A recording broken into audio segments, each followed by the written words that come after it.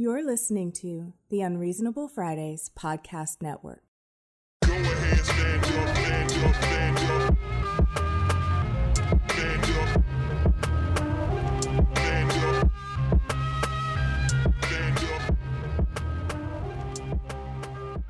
Good afternoon, everyone, and welcome to another episode of ADD Space. I'm your host, Aaron Rand Freeman, but with me, the actual host, the real host, the owner, proprietor, the CEO, the CFO, lead therapist, head of HR, lead designer, chief brand officer, head custodian, and public relations lead, Elise Bacon. Bacon, how are you? There were two new titles. Congratulations, Bacon! We received your application for public relations lead, and it was very intense, few rounds. I didn't And apply. you got the job. Congratulations. But I Elise didn't. Bacon, congratulations. How are you? Tell us about how you feel about again moving upward in the Unreasonable Fridays corporate ladder. How do you feel? Feel like I need to put into something with the EEOC. That would be your department. So I believe you have your own email, and good luck with that. We're all happy to have you here at Unreasonable. Happy to have you. But haven't I been here? Not only have you been here, but we have guests. We have a guest. All right, we have guests. First off, third member of our Trios tag team. Here of his own volition. In no way hoodwinked. There's no tricks, no chicanery, nothing. Completely here because he wants to be here and talk the shit. Justin, how are you? The men in Hello Kitty masks are telling me to read the card, so I am reading the card. Hello, I am here of my own volition. I am here because I want to be, not as a result of any mischief or chicanery, shenanigans, Lala-nanigans? Those men have bought you what you wanted for lunch and dinner, and I think it's important that we respect their contributions to your completely willful appearance on the show today. Thank those men, and thank you, Justin. We also have. Let me check my notes here because this list is long. Okay, here we go. Okay, we've got designer, artist, game developer, and original friend of the show, like my fucking friend. What? RD, my original friend. I didn't even know that you two were friends before. He lived 10 minutes away from me when I was in Brooklyn. Wow. I didn't know that. Yes, original friend of the show. My nigga, mine. Okay. RD, sir, welcome to the One of my program. first OG Twitter friends. Right, years before that, I don't found even out he remember how lived- we became Twitter friends. me. I didn't know you. Yes, you did.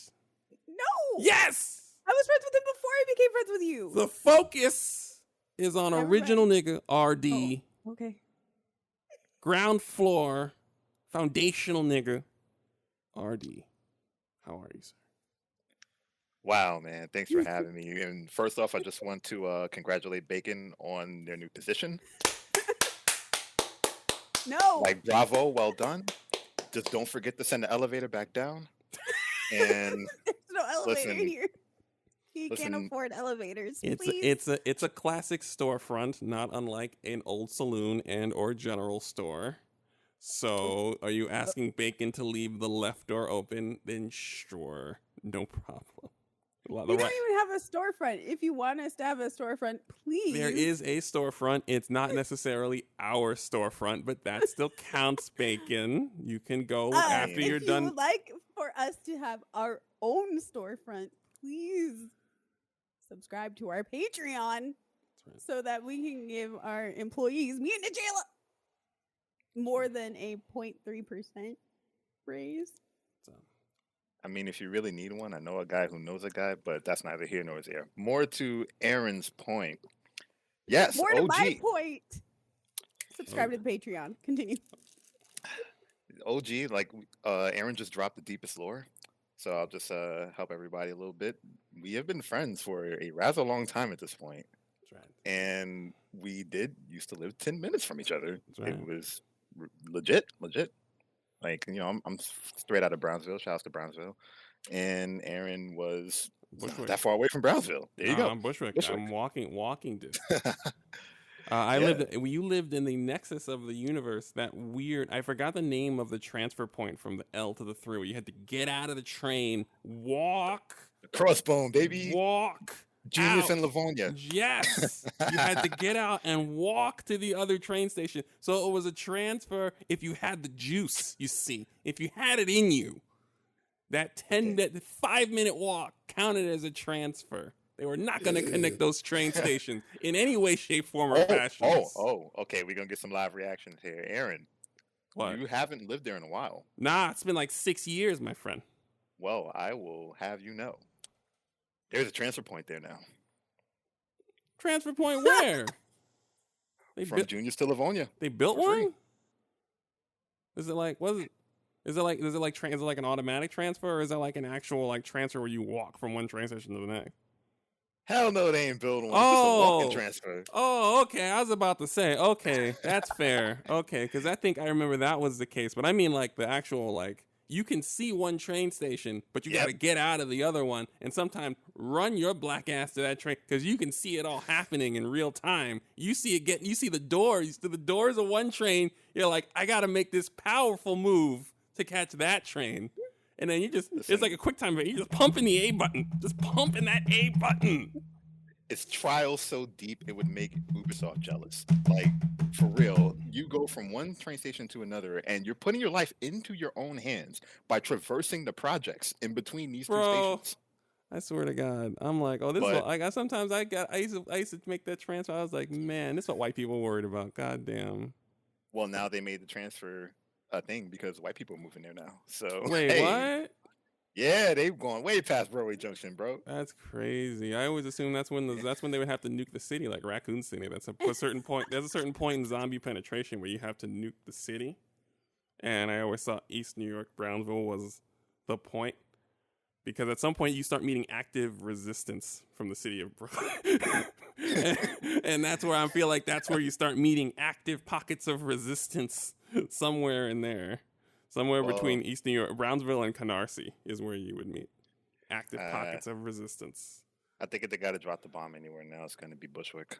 Oh yeah, no, Oh, that my own. Listen, the last time I was there, which was 3 or 4 years before, like it was big pandemic bump. There was a whole ass segregated like bar across the street that just managed to draw. And that's the thing about gentrified Brooklyn, and this is the last I'll say about it. It manages to draw like some of these places draw the white people you didn't know were there. Yeah. It's like all of a sudden there's this like whites only bar, and everyone on my block is like, did you know these white people lived here? And we're all like, no, we did not. Ooh, the beer garden brings them out.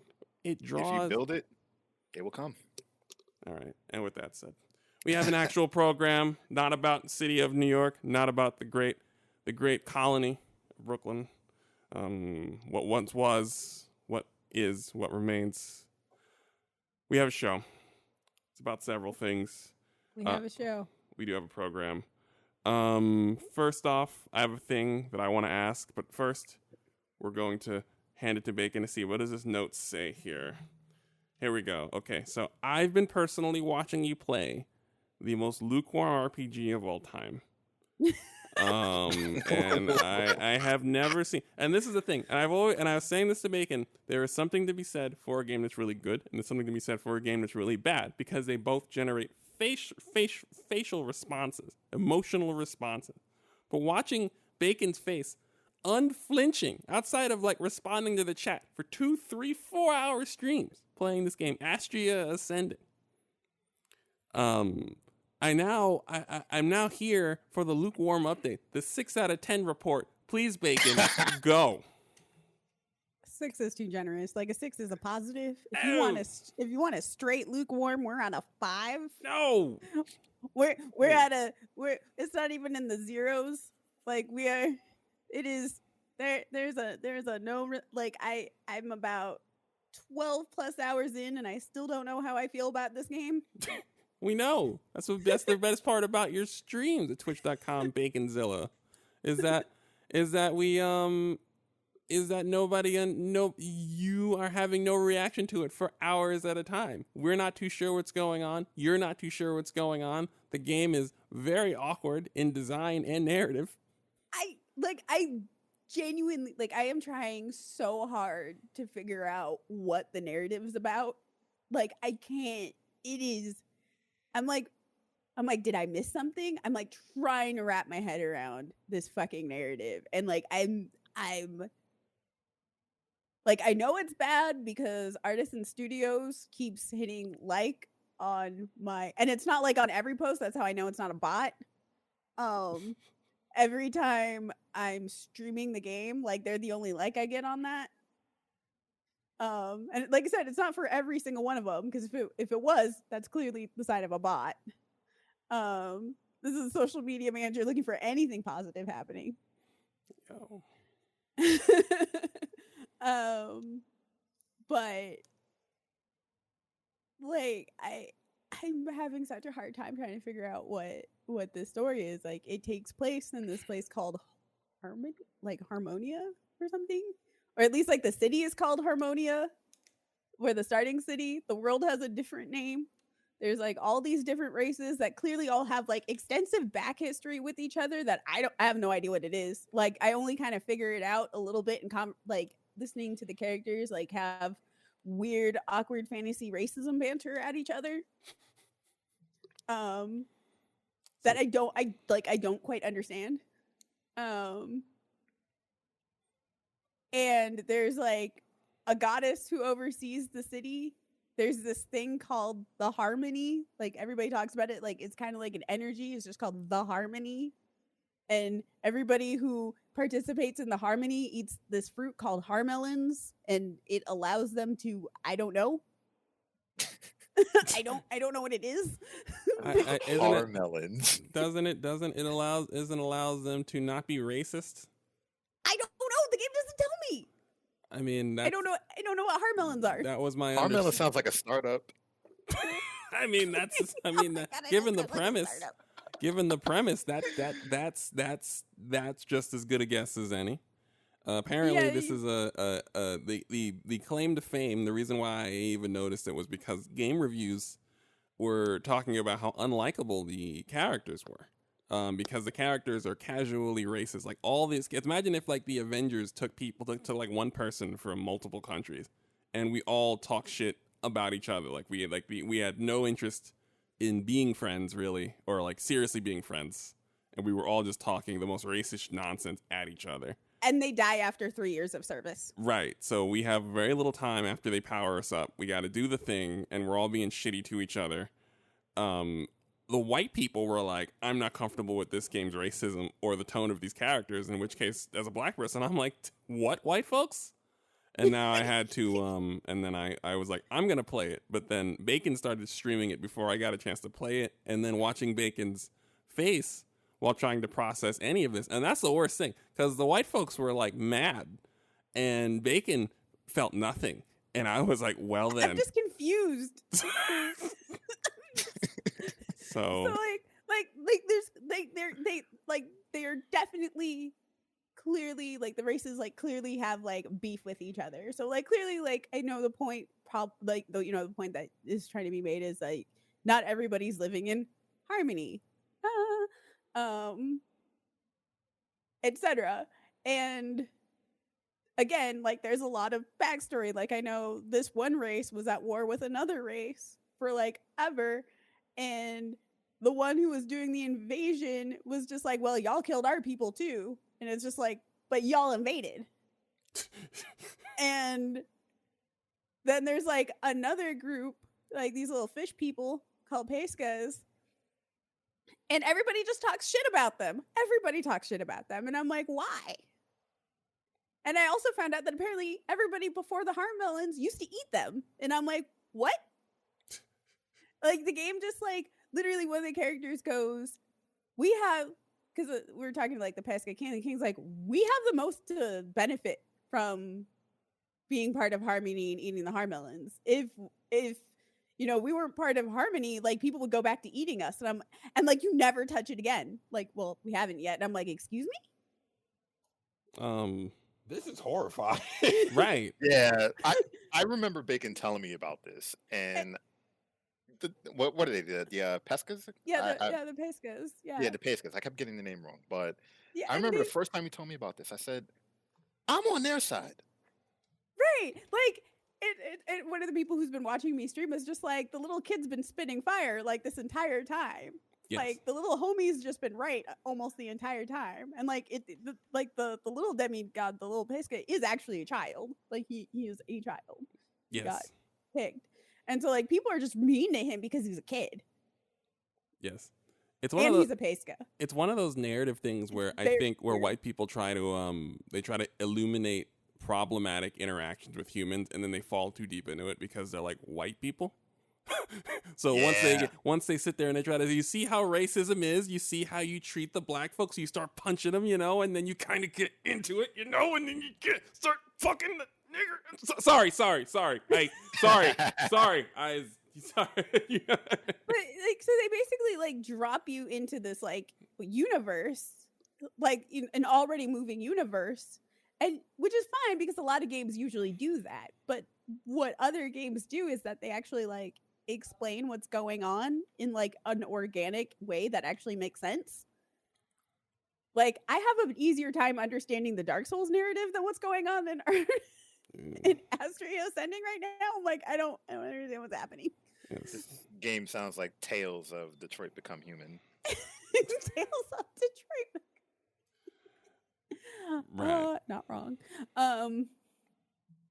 And on a technical level, I have encountered some bugs. Some of them have been really funny. I'm not gonna lie. Like I went and talked to an NPC, and then my screen went black, and I'm like, "What's happening?" And then like the words "generic CS" just went across the screen in like plain text, literally just the words "generic CS," and then it sent me back to the previous beginning of the chapter's cutscene, like the end of the chapter's cutscene. So, and then like I was in that area again. So like where I was in an area where I was moving around before, and where I had like found that NPC and was talking to them, which was in a completely different zone.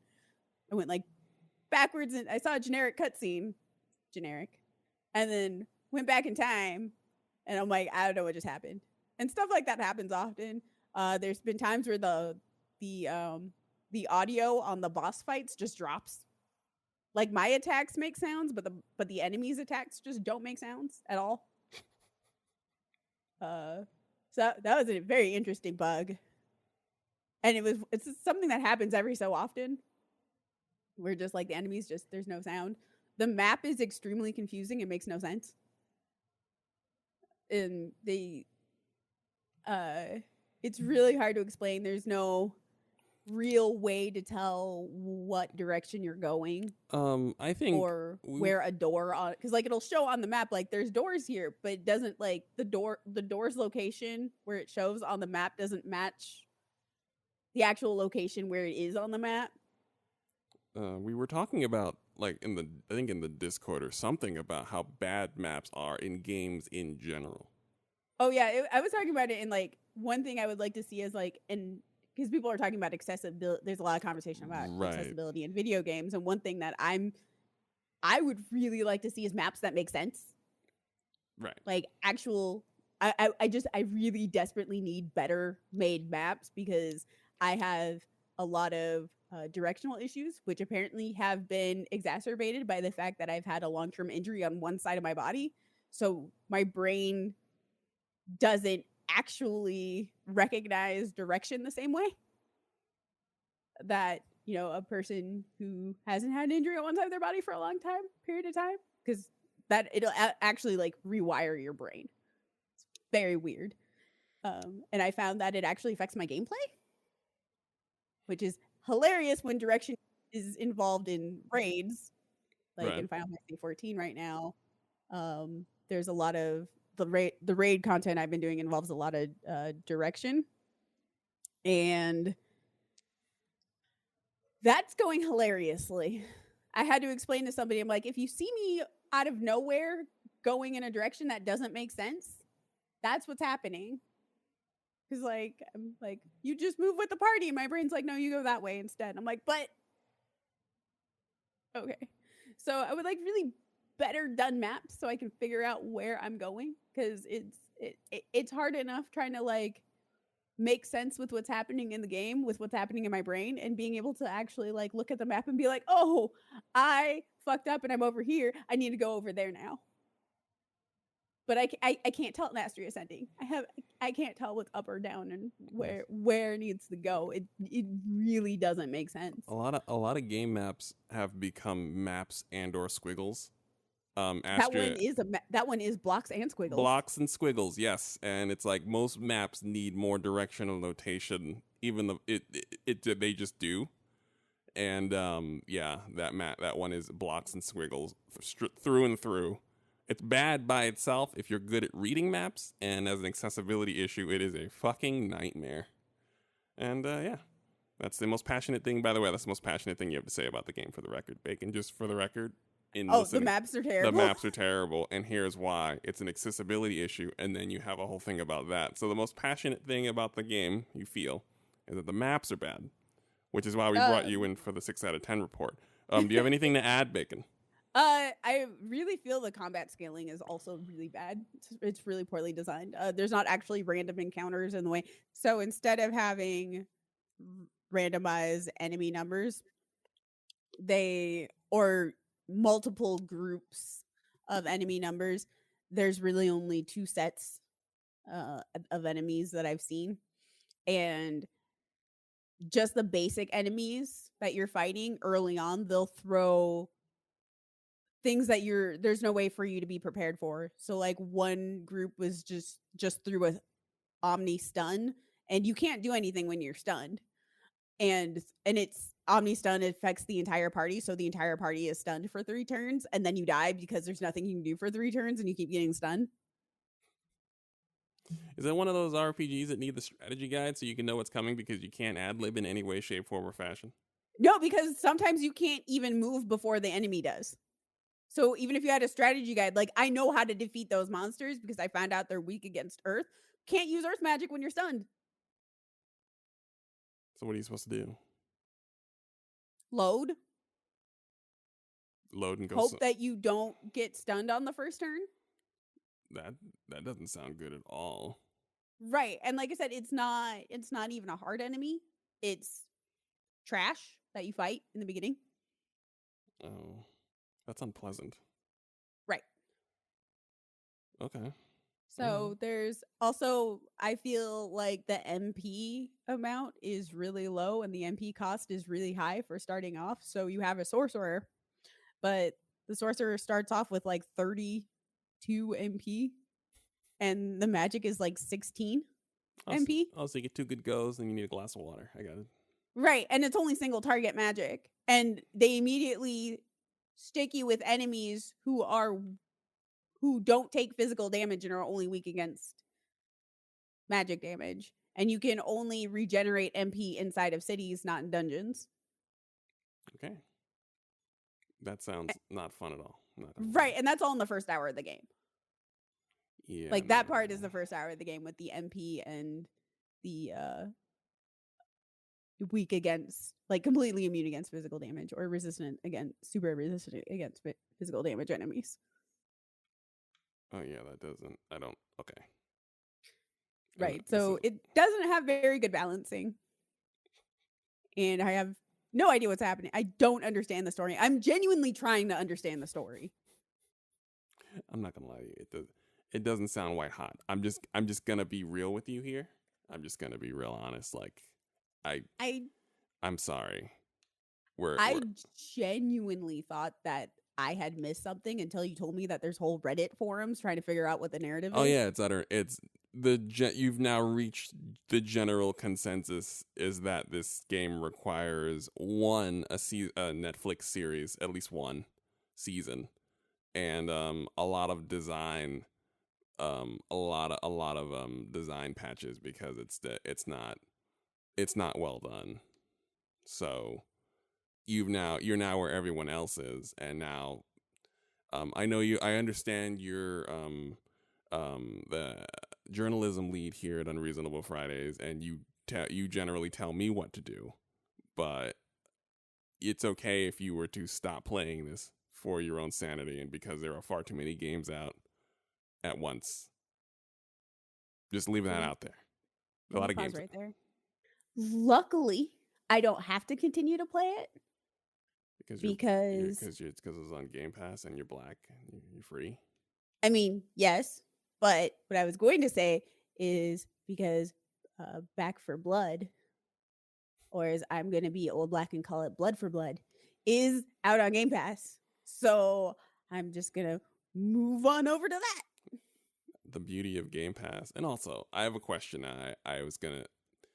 What do we all do this? We now officially qualify as old black gamers. Do we all just kind of name certain games whatever? Yes. And yes. And the thing about it, the other old black gamers around you understand what we're talking about, right? Can I get one or two good examples?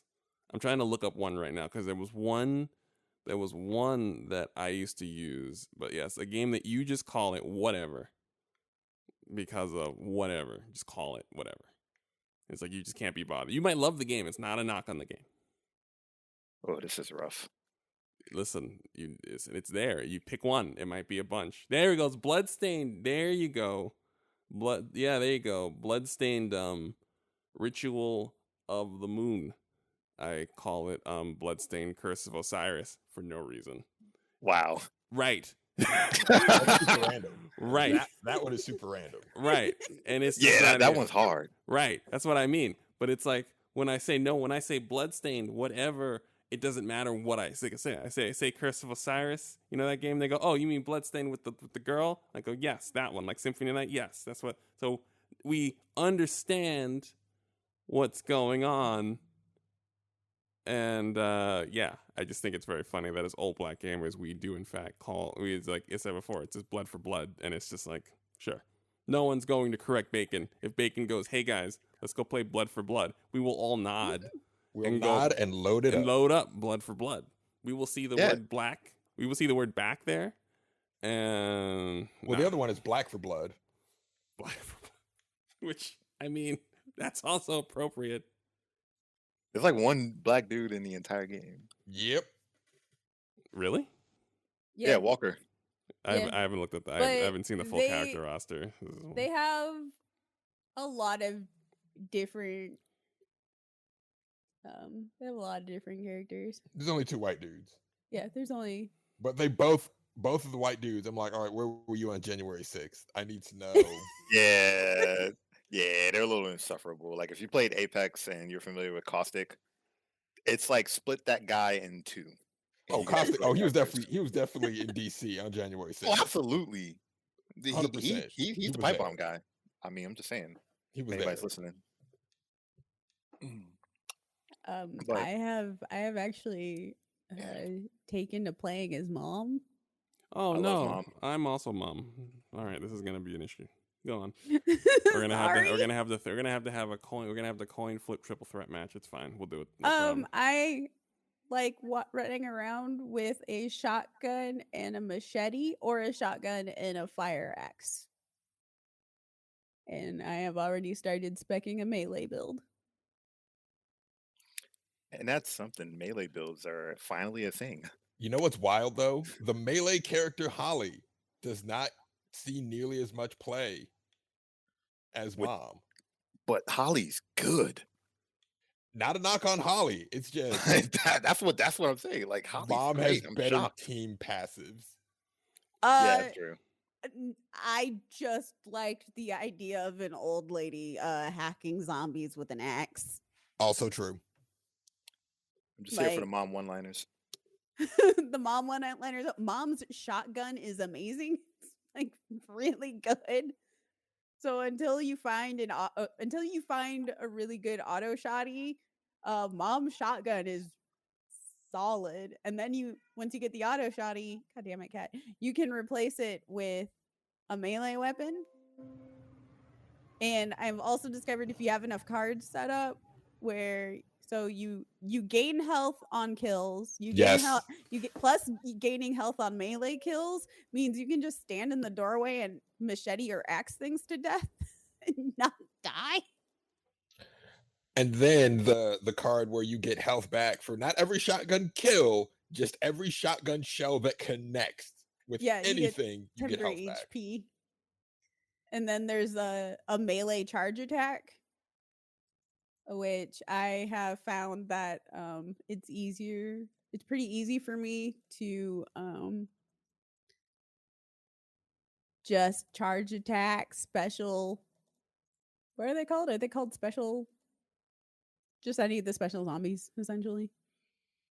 The Like the elites. tall, yeah, the tall boy I can axe in like a hit. Yo, it was the wildest thing seeing Bacon just run up on one of the big boys with the machete and just zoop, and done. I'm like, oh, Yeah. I don't need to be here. I can just watch the show. Sometimes it just be like that. Like if you play Evangelo, at least back in the beta, I had a fire axe once in one of my games, and I ran up on a bruiser. You know, his arms all the way out, it's nice and exposed, and he's just like, "Hey, I'm just gonna try to swing on you." All right, bet. He swung. I ducked. You can duck those, and I Ooh. actually swung the fire axe at him, and took him off. 2 clean shots. Because Evangelo's a stamina monster, so you can just keep swinging, and if you just happen to hit him, you're in good. So yeah, it can happen. Just run up on elites, at least until like the later acts where they no longer care about what you're doing. Because I don't know how far you got in those campaigns, but yeah, We're not that far. the elites at the end will make you second guess your purchase. Luckily, I didn't purchase it. Oh, on Game Pass there, so On Game Pass. we're all dipping and ducking. It's on Xbox Game Pass and PC Xbox Game Pass. So I have PC Game Pass, and that's how I've been playing stuff. And I joined during a promotional time, so I'm still only paying like $1.13 a month. The world we live in. I love that stuff. I just like to be. The pressure is just off, and I think it just takes the pressure off of games that we don't have to yell at. Because I feel like games that aren't on Game Pass or any type of subscription service, they get this extra scrutiny, and it forces people to then do think pieces about why they're just not in the mood. I see this a lot with like reviews for Far Cry. Far Cry's never bad. You're just not into it. That's cool. I'm not into it. But there are these think pieces about it. But something like Astria Ascending, for example, Bacon was like, oh, this, that, and the third is wrong with the game. Okay, moving on. There's nothing bloated about it. There's nothing excessive about it. Just I think the worst part about Astria Ascending, to be honest, is the fact that it's labeled as a JRPG, and that is extremely misleading.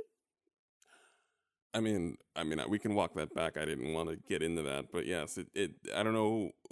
I'm still unclear about where the confusion originates, because when I first heard, they said the previous developers of Final Fantasy worked on Astria Ascending, when in reality, it's like the white neighbors and friends, former coworkers of Baristas for Mailmen with former staff that worked on Final Fantasy worked on Astria Ascending.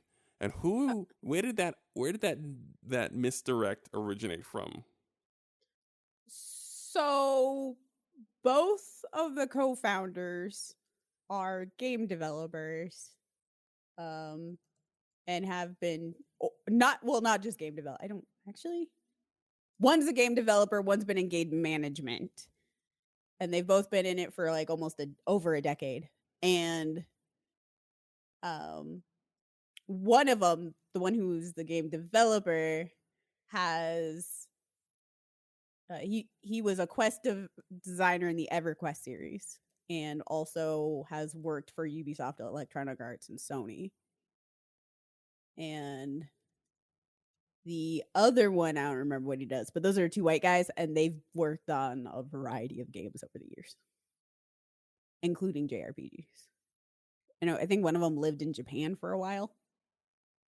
Right. Yeah, the management one he lived in Japan for a year and has worked on Japanese games.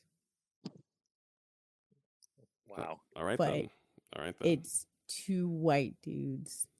Right. If I had known this game would have fallen off my radar.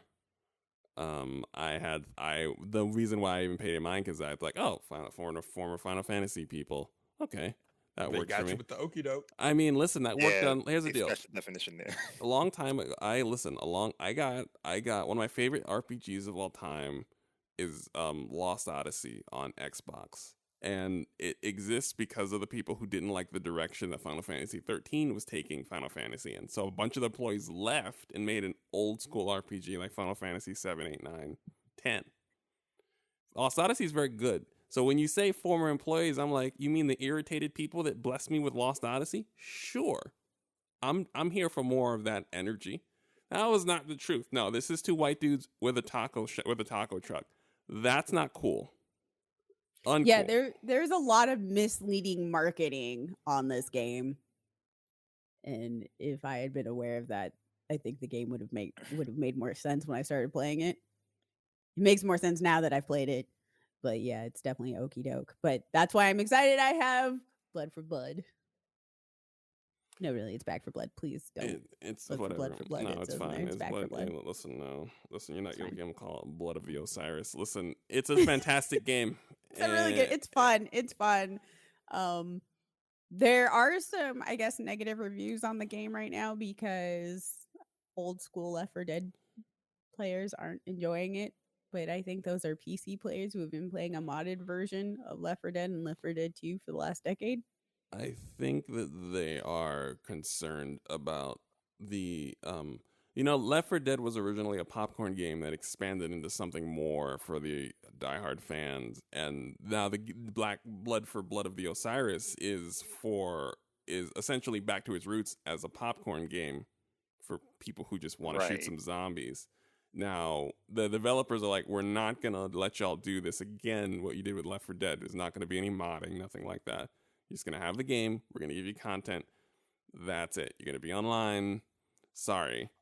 And the Left 4 Dead people, the rusted on decade people who are still playing it today are mad. And, like I always say, listen to the developer. If they're telling you their intent, then that's it. I guess it's their right to be mad, as they would like another, decade-long Left 4 Dead-like experience. But the developers themselves are like, we're not trying to do that. In fact, Left 4 Dead's experience and why it lasted so long was a happy accident. We're not going to try and do that. Also, you Right. really can't have crossplay with modding. Right. And they are committed to crossplay.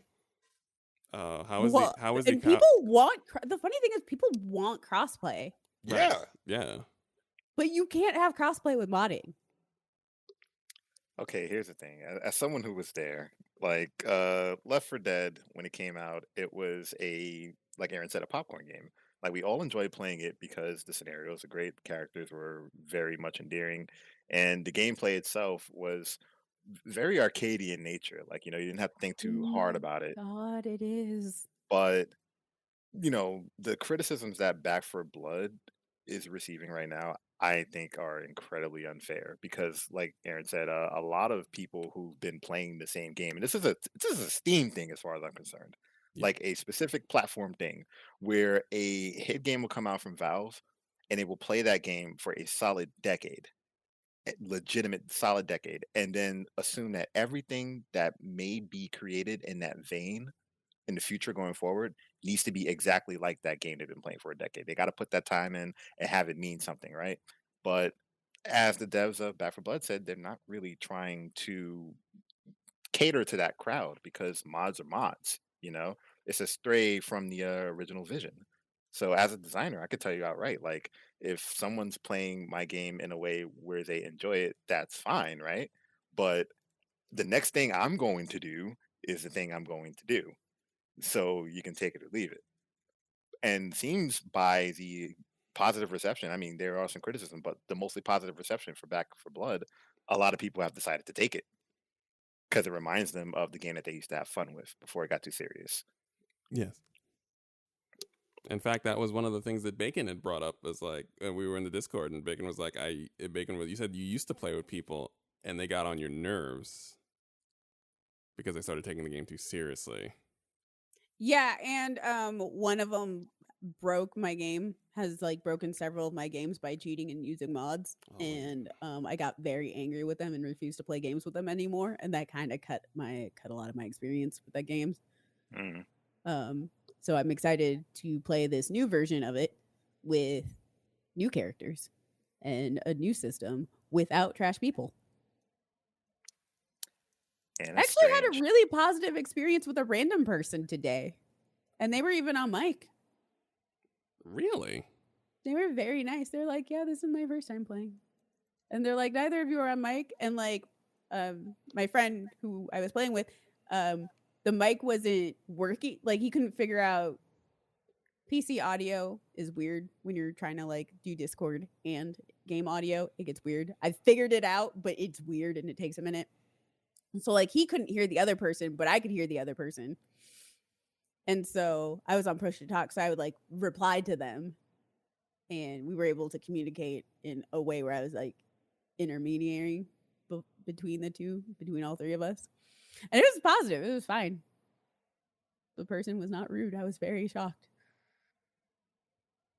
They were a PC player using Game Pass as well.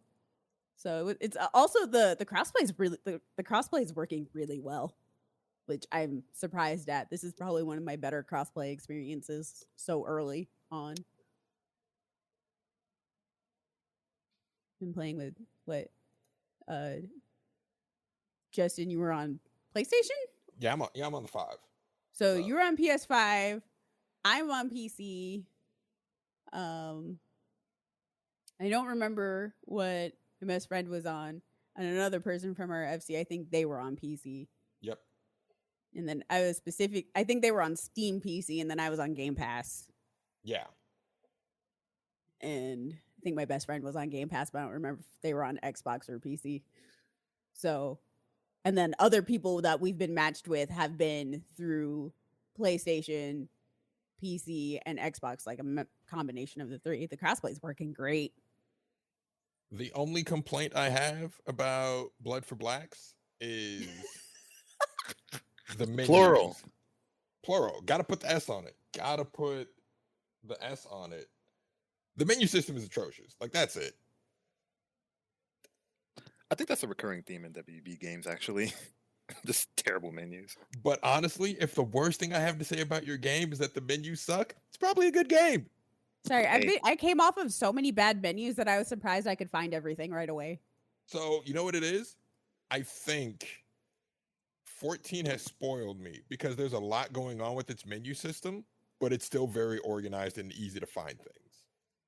Yeah, so I came off of Astria Ascending, which the menu system isn't terrible, but everything inside the menu system doesn't make sense. And then Tales of Arise took the menu system isn't terrible, but it definitely needs some work. All of the information is there in Tales of Arise. It's just you have to find where it is.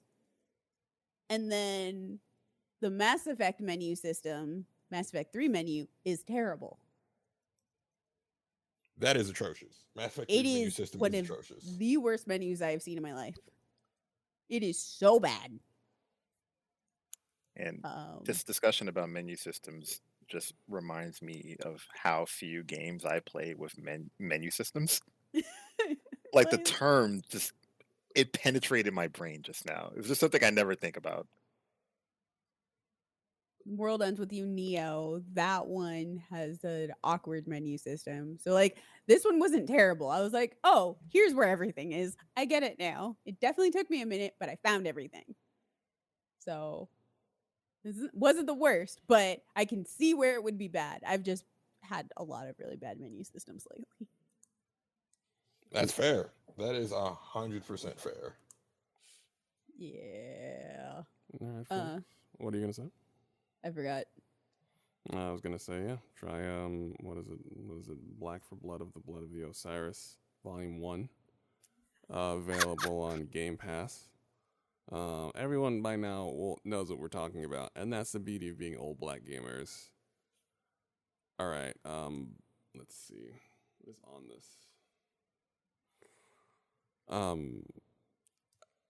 Bacon baited the hook to get original nigga RD here with fighting game talk.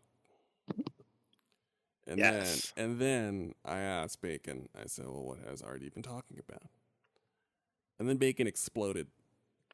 And there was silence on the microphone for hours and hours. So I have my own thing. I have my own question, because as my understanding is that you are, like I said, you're like you said, you are an arcade gamer. Arcade Yes. fighting game, OG gamer. If I recall, did you play, since we were 10 minutes apart, did you play fighting games in the places where your parents told you to stop playing there because it was not really a grocery store? And those 3 arcades were located in a dangerous junction of commerce. Very friendly way of putting it. Yes, dangerous. And it was just like, there would be the 3 arcades and the laundromat, and they would just have the busted machines. And my mom would be like, you got to stop going to the laundromat to play Street Fighter. And I'd be like, but mother, why? Why can't I return to the laundromat to play Street Fighter 2? I've just gotten my rhythm. And she would never tell me. So, Nope. right. So there is that history, and you're also a big SNK fighting game fan. And I noted, I was looking at Tokyo Game Show, and there's this long display demo for King of Fighters 15. Yes. 15. I thought you weren't going to watch the Tokyo Game Show. Oh, not with you, because every time I watch things with you, they charge me money for something that I need to buy. But watching it by myself in the safety of my own home was shockingly less expensive. Shockingly less expensive. Also, You watch it in the safety of your own home. what? You've always watched it in the safety of your own home.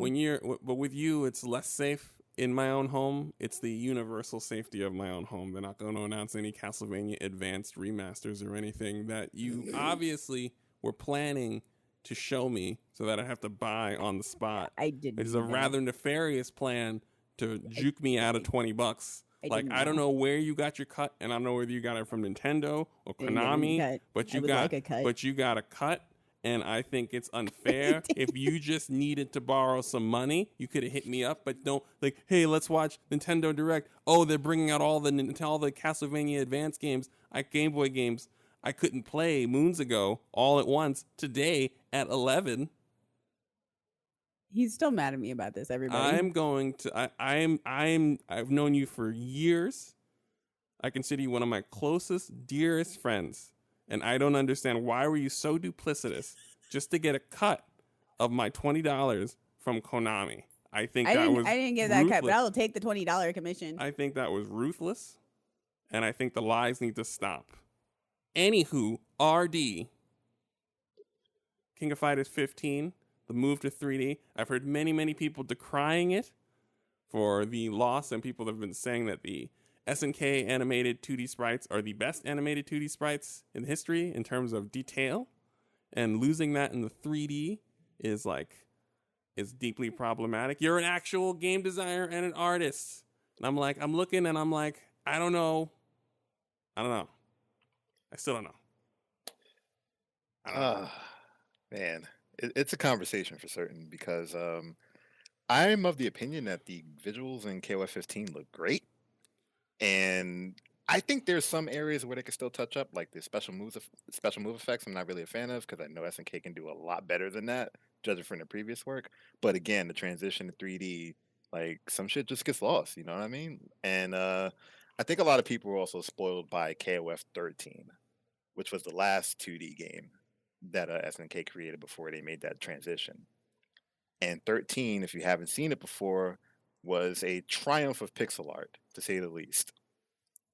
And even though it was a very good looking game, it was also, in a couple of ways, kind of a bad looking game. And what I mean by that is that the character proportions were absolutely off. And, you're busy being blinded by how good the sprite work looks, how good the shadows are, and all the other bells and whistles that you don't even notice that King's arm is about the size of 2 toothpicks put together.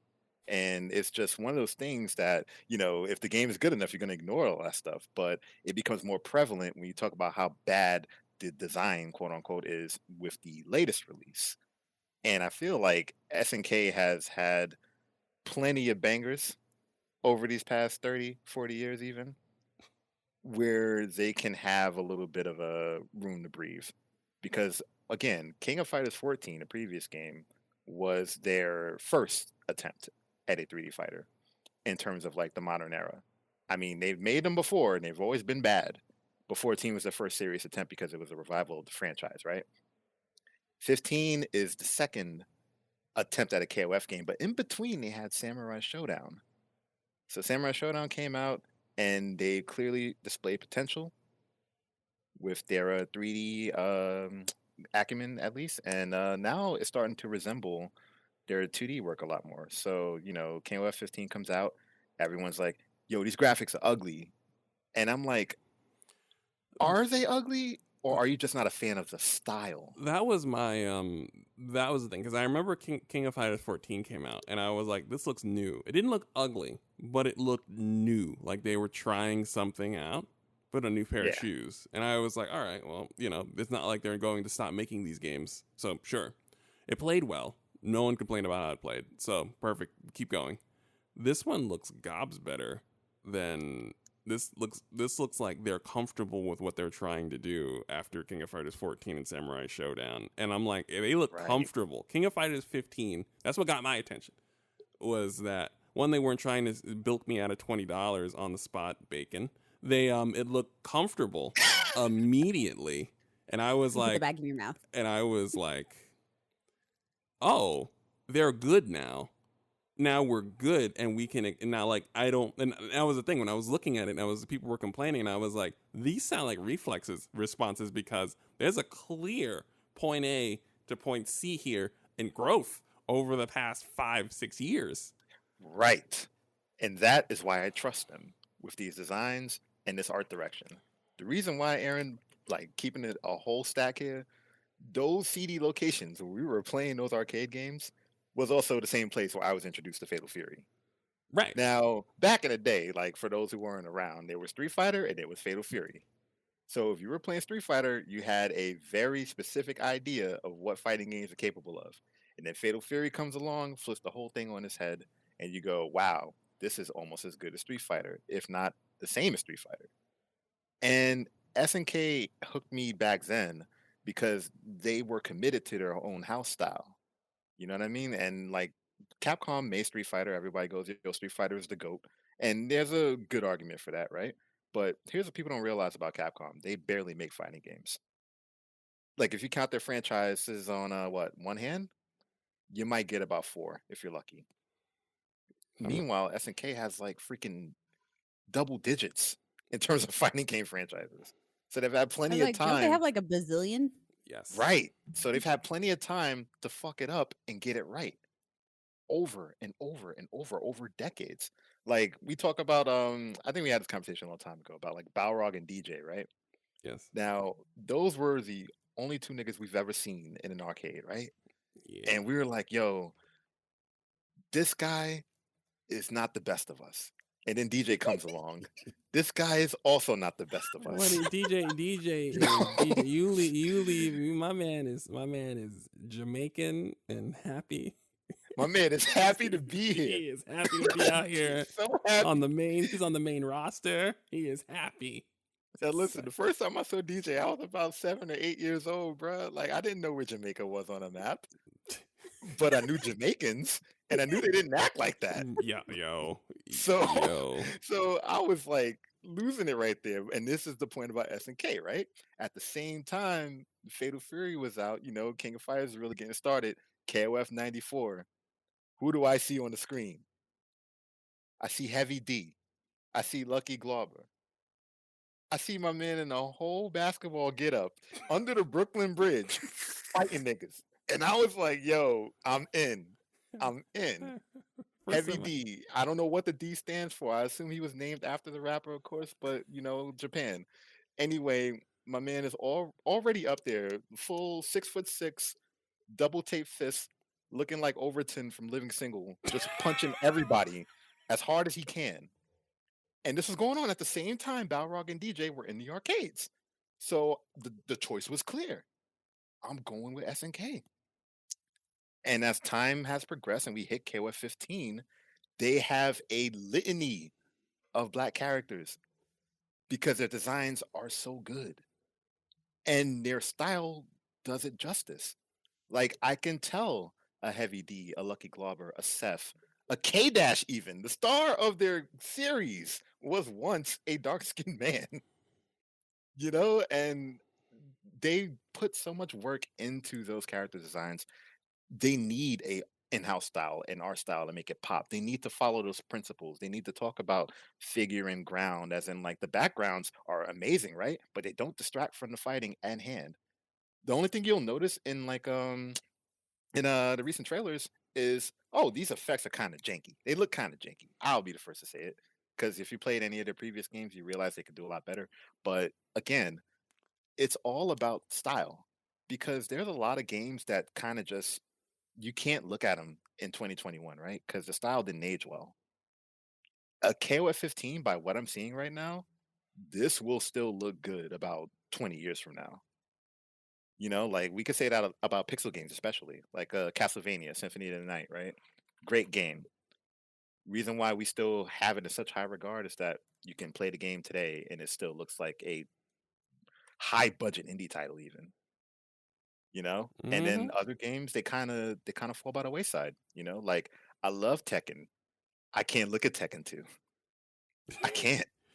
It don't look good, bro. Listen. Early, I talk about this with Bacon. Baby, Polygon. There was a period of time where Polygon, where we were all strict. We were all like children trying to figure out what the Legos do. And man, those games suffering, boy. We can't go back. They down bad out there. We can't go back.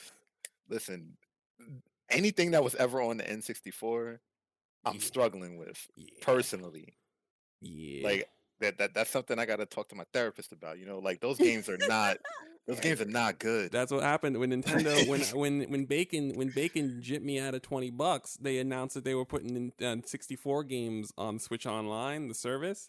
And I was looking and I was like, I was like, oh no, boys. I did not. That was that. That was all you. Okay, it's fine. Whatever. It's fine. Anywho, early polygons are rough, and it is very funny to see now how we've learned to respect early sprite work in the same period of time. And now we're suddenly chewing out King of Fighters. SNK for getting their shit together with King of Fighters 15. And this blows my mind, because SNK, if they're known for anything, is for incredible animations. Like, when they really put their foot in it, you can't mistake it for anything. And the way people say 15's graphics are bad just tells me that they haven't really perused the catalog, so to speak. Because now you're comparing it to other games that are like, in the contemporary space, as like a Street Fighter 5 or an MK11 or something like that, where they're wildly different styles. Like, MK11 is a great looking game. MK11 is also dark as fuck. Like, there's some things that I can't even see sometimes, and I like the game. And then you have your Tekken 7s, where the graphics are incredible. Again, dark as hell. What's going on? And then you got KOF 15, which is, like you said, extremely colorful. Because style carries, and if something is visually striking from the very moment you see it, that's good color theory at work. You know what I mean? That's good Gestalt principles just all over the place. These are the things that make designs timeless.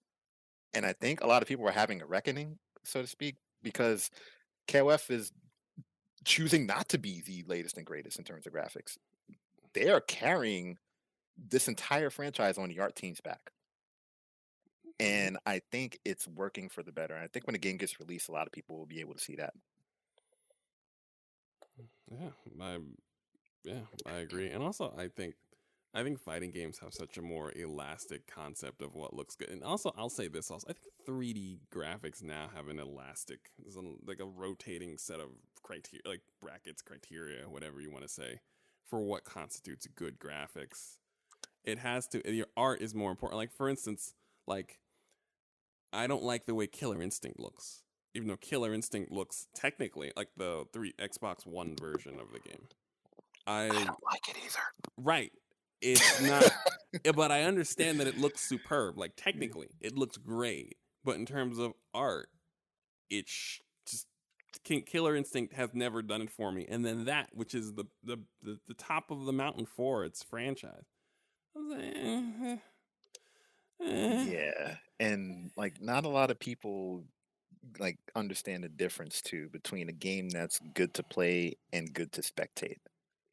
Like, there are some games that are a blast to play. Like, the latest Killer Instinct is actually pretty fun. Oh yeah, great game. But if you just play a clip of Killer Instinct, there's 4 of us right now. If you play a clip of Killer Instinct and all 4 of us are watching the same clip, I guarantee you'll get 4 different takeaways.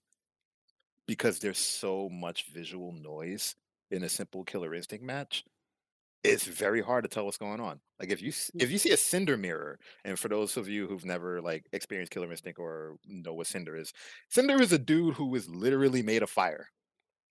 Yeah, Killer Instinct's a lot for me.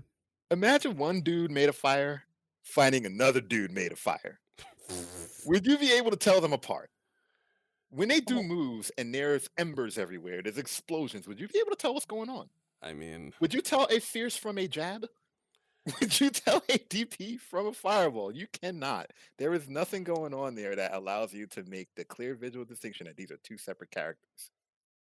And yeah, a lot of games, they tend to do that and go, this is fine. And I'm over here whispering like it's not fine. The only game that I have been able to play, the only fighting game I've been able to play that has a shit ton of noise in it is Guilty Gear games. Because it's very distinct noise per character. That's fair, because Guilty Gear is an extremely distinct game. It's a very distinct game with very distinct characters, and each character has very distinct noise that they make. And you know what? This is a long-standing thing too, because again, I will go back to the arcades of my youth, where Street Fighter stuck out because it was visually distinct compared to other games at the time, which did not have such amazing graphics, really. But do people know what the second fighting game from Capcom was after Street Fighter? Anybody want to hazard a guess? Was it Darkstalkers? Yes, Darkstalkers. Yes. Now, if you know anything about Darkstalkers, you'll know that there is a world of difference between Street Fighter 2 and Darkstalkers. Yes. Like, they are very different games. And now, here's where it gets weird. Darkstalkers, if you were to walk by the machine, you would be amazed by what's going on, right? But you didn't really have time to appreciate it because maybe a few weeks after that, another fighting game from Capcom came out. And it was called X-Men, Children of the Atom. That loud ass which game. is one of the most gorgeous games still that I have ever seen. Yes. And it's so colorful. And it caught me in a way that games should capture people now in 2021, now that we have even more graphical capability. So folks can lean on the hardware, folks can lean on the graphics and be like, oh, this is amazing, this is stellar, and the game is good as a result. The last part, probably not so much. But the reason why graphics are so important for a lot of people, I think, is because style has become less important. And again, style ages well, but if you don't really put that kind of effort into it, would you really remember it? Like Skyrim, everyone loves Skyrim. You put a Skyrim screenshot in front of me, I couldn't tell if it's Skyrim or The Witcher 3. I don't like Skyrim. Yeah. Like I can't get into that. That's just me as a gamer. Like, I can't get into that. It's so boring. It's so boring. It's so boring. The art is so boring. Everything is bland. And you mentioned Also, it's visually unstimulating. yeah, it's visually and stimulating. Like you mentioned Far Cry earlier, right? Yeah. I've never been a fan of the Far Cry games. And it's not Far Cry's fault specifically. It's the fault of the genre. You know what? I think that's actually part of the reason I really love the new Assassin's Creed games. I'm throwing that in there too, Bacon. The It's new a one. pot of it's a pot of me saying I'm rejecting all of these games. No, I like no. So specifically, I only like the new ones because they're so pretty. Like, but it's not like all of it. Like when you're down on the ground, it's like no, it's not great. But when you're like up and like when you're actually like looking, there's a lot of they spend a lot of time doing like landscapes. Yeah. And so like when you find a perch to just like look at the landscapes, it's great. Like that's all I remember from that game. I was playing Odyssey. I remember the gay shit and the landscapes, and then setting it on There you fire. I was playing Odyssey, and I realized that Odyssey and Valhalla have big Hercules and Xena energy. Like in terms of like like if you don't push through the game, like if you're not like sometimes like gamers are like you just like run from marker on the map to marker on the map, but if you don't, Odyssey plays like one big episode of Hercules and or Xena. Oh man, that's so true. Right. Yeah. And it's like if you're into that, if you're not into that, it is not a thing. But the amount of times where I realized like my play session was like an episode of Xena, Warrior fucking Princess, then I was like, oh, I see what they were doing. Because just walking, because there's a thing about every episode where Xena would walk into a town was always like, it was very video gamey. Like, all right, this is the town. There's something wrong here. Let's find out together. Yeah. And Very Saturday night. right. And You can flirt with the wait staff. right, and if you just before you enter a town, you play Odyssey, and if any of you are listening, if you have Odyssey, the Odyssey got like an Xbox Series X, the Series X update, and then like Valhalla just looks superb. Don't like run to the marker, don't follow the marker, just walk into the town, and everything it just has this, and I think that's the style they're going for. Now they spread it out too far. The open worlds are too big.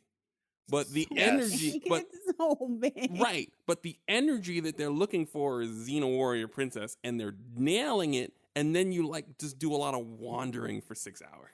But there's an hour there where they nail it, and I'm like, this is what they're trying to do, and they do it. Okay. And it's like, but so it's like, I get it. And Far Cry doesn't do anything. See, Far I'm Cry has so a glad you made that point. crocodile. Yeah, the last That's one. exactly why I don't care for these games, dude. Like for real, I don't have that kind of time. Right, I know, I don't, and that's what I'm saying. Just That's why don't. That's why I don't tell anyone to like. I'm never gonna tell anyone to buy an Assassin's Creed game, but I'm gonna say because of that, because Ubisoft is rude as fuck. They disrespect your time, dog. They disrespect That's your what I'm time. saying. The one resource, you know, you go through an entire game, they give you an item that you are meant to use, and you just don't use it. You've beaten the game, and the thing is still sitting in your inventory. Yes, That is how I feel about so many of these games. Like time is the resource that you can't get back, and I would like to use that before my game is over. yes. You know what I'm saying? And like a lot of games don't respect that these days. And you know, I'm gonna shake my cane here a little bit. Like I played a game called Steel Assault the other week, just released on Steam. It's a awesome side-scrolling game, and it's very linear in nature. You know, there's no open world elements. The entire game was about an hour long for me to beat. Best hour I spent all month. Best hour I spent all month. And this is among other games that have taken hours to even get halfway through. I mean, And my favorite game of the year is Hunt Down, so I see it.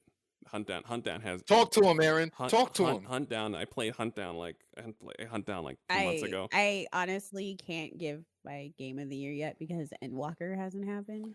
Right, but I Justin this. feels me on this. Oh, no. I mean, it's No, when Endwalker drops, like it's over for you niggas. Like it's over. It's over for over. you. Listen, It's over. Yoshi Award. P is out here taking mixtape photos. It's over. He's listen, about I to don't know show what I'm up gonna do. on release day with 2 chains on. Like I did that shit. I don't It's think over. y'all understand the 2020 I just had. Listen, I made a tweet about this a while ago. I had 4 games of the year last year, a departure from my usual one. because the quality was up there. We had Hades, right? We had Streets of Rage 4, right? We had Yeah. Paradise Streets Killer, of Rage right? 4. We had Hunt Down, all in the same year. And neither of those games disrespected my time. Yeah. It can be done. It can be done. And I think that's why I still play fighting games to this day.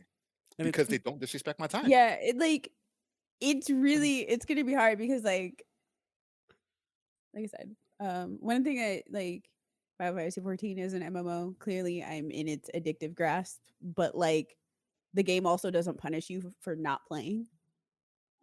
It's very friendly towards however amount of time you want to put into it. So like which is something that they specifically do. They specifically make this game for like all levels of play, casual play, and time you want to put into it. I just happen to be one of those people who's just like it's a job. Right. And Most people are not that person. I think that's what you mean. Like I think that's what Artie's saying. That's what we're saying is like, Yeah. like Yeah. if you're Like you playing, don't have to do that. But I do that. but that's what I but- mean. In Final yeah. Fantasy, if you want to fill every hour with a thing, you can. If you're playing Yeah. certain games, certain open world games, you can't fill your time with anything more than No. driving or running. No. And that's No. what we're talking about. Oh So no! I get what y'all are saying. I'm saying like that's why I said it like when Endwalker drops, it's gonna be probably a toss up for me between that and then Neo: The World Ends with You. Right. See, like because that game I also feel respects my time. I remember like the first time you told me about that game, Bacon, like we were in the Discord or something like that, and I said, "Oh, that's cool that came out." And that was the most I've ever said about that game. Because Oh, Neo. that's- Yeah, because that's Yeah. me and like RPGs and like similar games at Yeah. this point, like I didn't grow up on them. So it's not like I am used to spending that type of time on one video game. Like I've always had the room to jump around because the games that I was playing weren't so committed. Like I was playing like stuff in the arcade and I was playing stuff at home, like, a Mega Man or Rocket Knight Adventures. Things I can finish in an afternoon, like a Shinobi 3 or something like that, Yeah. And then like I'm done. I alternate. So like I have Yeah. one game that I can tune in whenever I want to. Yeah. And then I have I mean I kind of do that with all games. And then I have like my RPG because I really love narrative. And it just a lot of like really good narratives just happen to be long. Great point. Great Uh, point. Because we were just talking about narratives. Right. And listen, there's an RPG narrative where you can take about 70 hours to get the most out of it, right? And then you can play Fatal Fury 1 about a guy who just wants to kill the dude who killed his dad. Right. A whole 20-minute romp, and I got the same set of satisfaction. That's when I realized that I wasn't going to play RPGs that much. Right. So like for me, I have like, The World Ends with You. Yeah. And then after The World Ends with You, I have my Fatal Fury. Right. So like I have both at the same time. It's just this year the short games just haven't been hitting me. Boyfriend Dungeon was probably the closest. I was like a good 13 hours. Mhm. But there was like a little bit of weirdness with that one, but I still really love it. But I can't it doesn't hit like my game of the year button. Still very good. So Yeah. this year the games were good, but last year the games were phenomenal. Yeah, Paradise Killer came out of nowhere. I'm still singing the praises of that game. Like, So many games that came out of nowhere last that- year. seriously, like it was just Uh, a whim. I feel like we're gonna get a lot of end of the year or beginning of next year games though. I feel like COVID put a lot of shit on delay. Oh yeah. And I think we're gonna get a whole slew of games all at the same time. So I feel like next year is gonna be like last year, but worse. It's my prediction. Could be. I mean, KOF 15 got delayed, and now it's coming out in 2022. Nigga, everything got delayed. March Yep. is gonna be like March is gonna be a nightmare. We only have so much money. You know how many games are coming out in March? It's really bad. Look, I'm only buying KOF 15 because that comes out in February. So I'm like, hey, we're getting the month ahead of the jump. But good luck, niggas. That's all I can say. Yep. I forgot that I have a Switch. You mentioned Paradise Killer. I was like, oh yes, I do have a Switch, because there's like my Switch lineup consists entirely of games I heard people talking about that I didn't have a PC or a Switch. So it's like, so every time I'm just like listening to people talk, and they'll be like, you know, this game or that game, and I'll be like, okay, and I'll just quietly go download it on my Switch without saying a word to anyone. It popped, like the name of the game popped up in green text, like old Final Fantasy.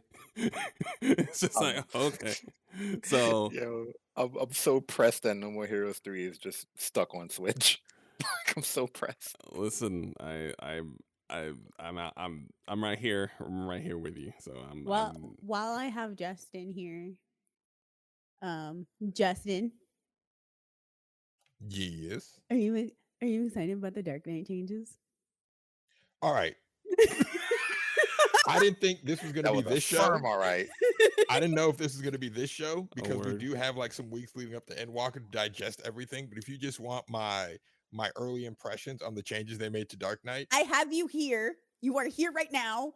We are going to talk about Final Fantasy. you are Fair. in fairness, you are not always here. this is true. So it's true. You were not always here. So So the embargo from the Final Fantasy 14 Endwalker press tour has lifted. And we have unleaked official information on all of the class jobs and more stuff and whatnot. I refuse to watch anything outside of the class jobs and stuff, because I don't want to see shit out of the new content. I will not be spoiled. However, Justin. So, okay. I like the changes to Dark Knight, because basically they just said, if you like Dark Knight, we just give you more of the tools you need to do the things you like to do. They changed Delirium so that it's less, you don't have to worry about hitting the 5 blood spillers in that little like 7-second window. You just get 3 free. So they're killing your DPS slightly, but they're making it so you don't have to focus on DPS as much. And I'm like, okay, I can live with that. They're giving you more ways to do damage and more ways to mitigate. I'm like, okay, so it's basically the same, just better. Yeah, I can live with this.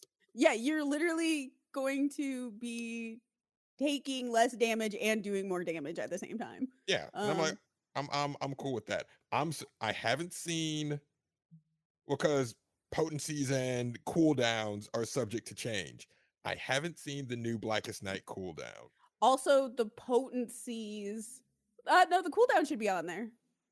No, so I haven't seen if they've confirmed that this is what it's going to be, because it looks like the cooldown's the same. Yeah, the cooldown shouldn't be changing. They did add more mitigation to the other tanks, which I guess made some Dark Knight mains mad. But Well, I was talking with another Dark Knight main, and they're like, I don't understand what people are mad about. The other tanks are squishy. basically what they gave every tank their own version of Blackest Night. Right. But like for instance, like Gunbreaker's really squishy. And Gunbreaker, to compensate for Gunbreaker squishiness, they have surpassed Warrior for self-heals, because they need them, because they're incredibly squishy. They're so squishy.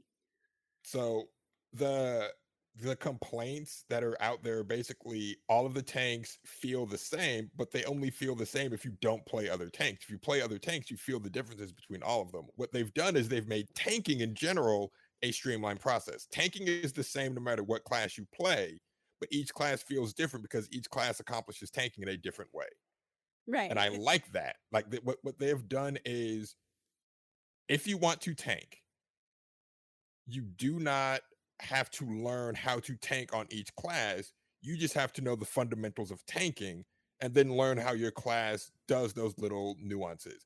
All your tank busters, you're going to handle all your tank busters with this mitigation. Okay.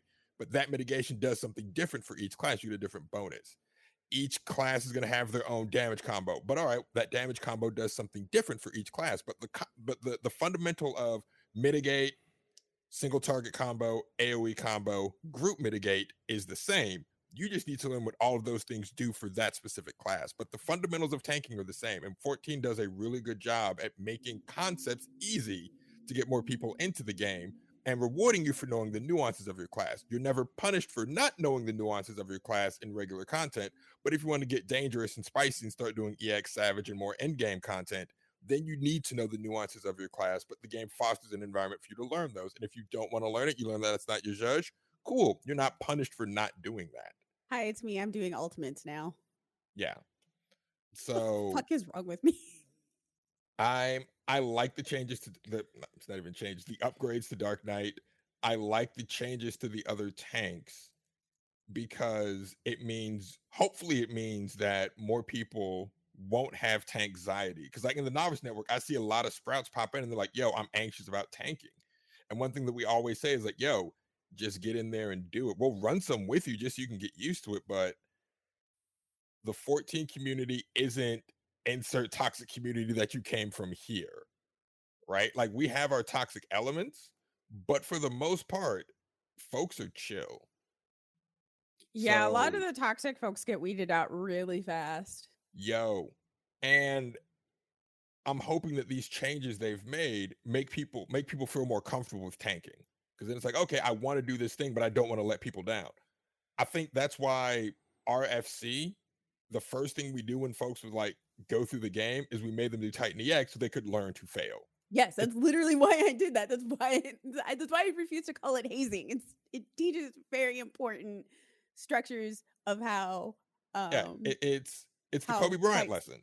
Kobe Bryant told Dwight Howard, shoot 100 free throws. Dwight Howard came to Kobe Bryant and said, Kobe, I suck at shooting free throws. How can I get better? Kobe said, shoot 100 free throws. And Dwight was like, okay, but I keep missing. What do I do to get better? Kobe just kept telling him, shoot 100 free throws, shoot 100 free throws. literally just keep doing it. Dwight gets pissed off. He's like, yo, I'm not getting better. Like I keep missing. And Kobe says, that's the point. You have to get used to failure because you're going to fail. Once you've accepted the fact that you're going to fail, what you do next is what matters. Okay, I failed this time. Try again. I failed this time. Try again. And then it becomes I failed. Why? Yeah. Then you can start picking apart. Okay, we messed up. Why did we mess up? All right, what did we do wrong? How can we improve? Which, by the way, is literally how you just go through Savage content. That's I mean, also how you learn how to play fighting games. It's also you go through life, right? Like Yeah. getting meta old black dad here. That's like the paradox of life, right? You fall down. Why do we fall? To get back up. You win some, you lose some, but you live to fight another day. Like Yes, sir. that is life. And I'm glad that RFC fosters that environment. Like folks are signing up to do shit that I know they wouldn't have done when they first joined, just because they know if they fuck up with us, we're just gonna roast them in the loving way. We don't even roast them. Well, we roast the experience. Like it was like, oh shit, It's we true. died. Yeah, we got that time. And then it's like, okay, cool. Same time again. Like we're progging one of the easier EX contents, Diamond EX. We were progging that for like a month and we got through it. And there was like everyone was just so happy, like, yo, we got it. We got the clear. First pull, we got the clear. And I'm like, yeah, y'all can do this. Yeah, it's really just it's learning while dying. That's all it is. Yeah. It's learning to die and learning that it's okay to die. And that's like how you learn mechanics, to be honest. It's so there's been a lot of like Scholar is dead memes going on, which is just bullshit. Oh no. I want everybody that told me Scholar was dead after that fan fest. I need all of y'all come to the stage right now. Y'all said it was dead. Y'all said all they got was a speed boost. No, come to the stage. Come to the stage. So one of the things that they're doing in balancing the game is they're going to be doing a stat squish. Scholar, because like with the stat squish, potencies are going to be different. Scholar actually really benefits from the stat squish probably more than most of the other classes because of their shielding. So their shields are actually going to be the most powerful that they've ever been. It looks like Scholar is still going to have the it still looks like Scholar is going to have like the most mitigation out of all the healers, including with the new healer Sage, which people are going to be terrible at. It's going to be hilarious. But they're also, they also changed the offensive cooldowns for healers, all of them to like 1.5, which was Astro's cooldown to start, and White Mages was pretty low anyway, but Scholars is like so like Broil is so long to cast. I slot spell speed just to make it tolerable, and so like they're doing a lot of like balancing, like they did with the tanks and making like all the tanks play better. So they're doing a lot of balancing with just all the classes in general and with healing. And Scholar as a healer actually benefits the most from all of these changes. So all of the changes that are even like the class changes too that they made to Scholar, like none of it looks really sexy until you start looking at the details of it, and then you realize, oh, this shit is flames. No, I saw all the Scholar changes and I said, oh, okay, so the new air quote meta, because it's only meta for like world first clears and speed runs, it's gonna be Scholar Astro. Like that's the new meta. I mean, well, it's the current meta actually, which is the funny part. Is like Yeah. people are saying Scholar's terrible now, but Scholar is required in raids. Yes. So it might be for speed runs that they might swap in Sage, but Scholar is going to be the only one that's going to be able to increase speed in combat. Right. Well, out of all the healers. not even just the combat speed increases, just the general utility of having the Scholar mitigations. Tanks can slightly slack off and put more into DPS. I literally have like a tank buster buff that I can. Yeah. I have. They gave Scholar an ability to handle massive tank busters, and I'm like, wait a second, this Which is means- disgustingly strong. In the case of Dark Knights, I can save that MP for more DPS instead of using it on the Blackest Night. Right, and I could just do the most massive shield you've ever seen in your life on you. So I'm excited. I think as like more time goes on, we have more time to digest the news, especially with early release coming. I took the day off and I was like, be real, you're gonna take that Monday off too. Just It's gonna be really hard because if I get a job, I'm probably gonna be working over it. And just not sleeping. And if I don't get a job, I'm just gonna be there all day. yeah. I do appreciate though they're not doing housing upgrades until 6/1. Right. Not I because agree. it's not done, but because they don't want to crash the server. Because everybody showing up for Endwalker day one and then everybody trying to get a house, they're like, yeah, that would break our servers. Under the best conditions, that would break us. Oh my So God, that no, would we're not going to do destroy that. everything. All of this stuff is done. We just not going to put it We're in. not gonna do it. Yeah, we're gonna have a more dedicated Final Fantasy 14 episode, but like this job data stuff just dropped, and I just really needed to just talk to somebody Yeah. about it because No, like just I'm a Scholar main, he's a Dark Knight main. People have been like really angsty about our classes, like our specific classes for like ever. And when the job stuff information released, even more so. So it's been really nice talking with people who are either one, other Scholars, two, like do like Savage and Ultimates. To like get a more realistic view of what's gonna yeah, happen. it's more of the same. And I guess on the tank side, the complaint with Dark Knight is, well, we didn't get a buff. We didn't need, like, what else are we gonna do? The only thing that possibly could have changed was Living Dead. But Living Dead is fine if you're talking to your healer. Right? Like It's a great invul and it's a terrible oh shit button. Yes, if you're using your invulns as oh shit buttons, it's terrible. If you're communicating and say, hey, I'm gonna do Living Dead here, it's perfect. It's great. It's great. Half the time it doesn't even proc. Well, that's the other thing. Well, that's if it's with me, because I'm a Scholar. So and I think a lot of, I don't want to say bad tanks, but there is a school of thought in tanking that the invuln is the oh shit button. And I'm like, that's one way of looking at it. There's also the way of, we can go through mechanics and focus more on DPS for this invuln. And if that's what you're using it for, it's Living Dead Hallowed Ground. Because it's 13 seconds of I cannot die. Yeah, so I found out if I do Aether Pact on the Dark Knight and throw an XCOG, I literally can just ignore you through your invul. Yes. I can just ignore you. I don't have to do anything. I don't have to do shit. Might have to throw a lustrate if that. I don't do shit. But that requires communication, and we have communication. We got Kuroko's basketball. We got Kuroko and Kagami. You know, I am your shadow, you're the light. It works. Sure. I still haven't watched Kuroko's basketball. I'm sorry. It's so pure. And season 3 finally dropped on Netflix. It's just so pure. Yeah. It's and whoever they got to dub Akashi, he sounds like anime Chris Paul. I don't know if this was intentional or not. Now I'm gonna have to watch because I had already seen everything. Yeah. I had already seen anything in Japanese, so now I have to watch it again now since you said anime Chris Paul, which is. I'm like, okay, you're Chris Paul. Like this is, you're just Chris all Paul. right, now. so now we have to. All right, so fair enough. Now I have to watch it. Fair enough. But while we have RD here, we had this great discussion about style versus graphics versus art. I wanted to ask you, what makes good art design? Like there's different art styles, and all different styles can be good.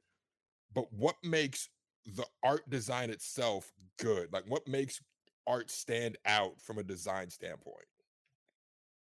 Well, as you've alluded to, like art taste is subjective.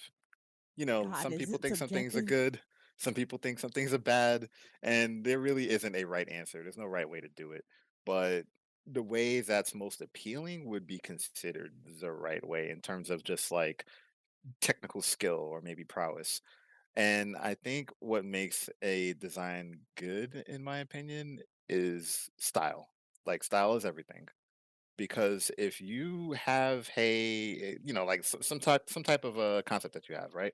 You take a concept, you're thinking about it all the way through inception. You know, from oh, this guy's gonna be cool, or this girl's gonna be cool, or this character's gonna be cool, this monster, what have you. They're going to be something that you want to invest some time in, right?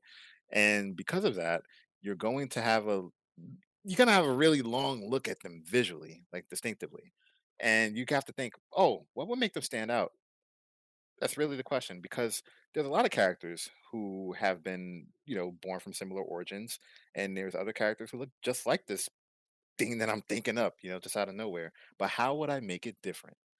And it's not going to be so much what you put on the character, where the character's from, what their name is. It's going to be like how the character's rendered.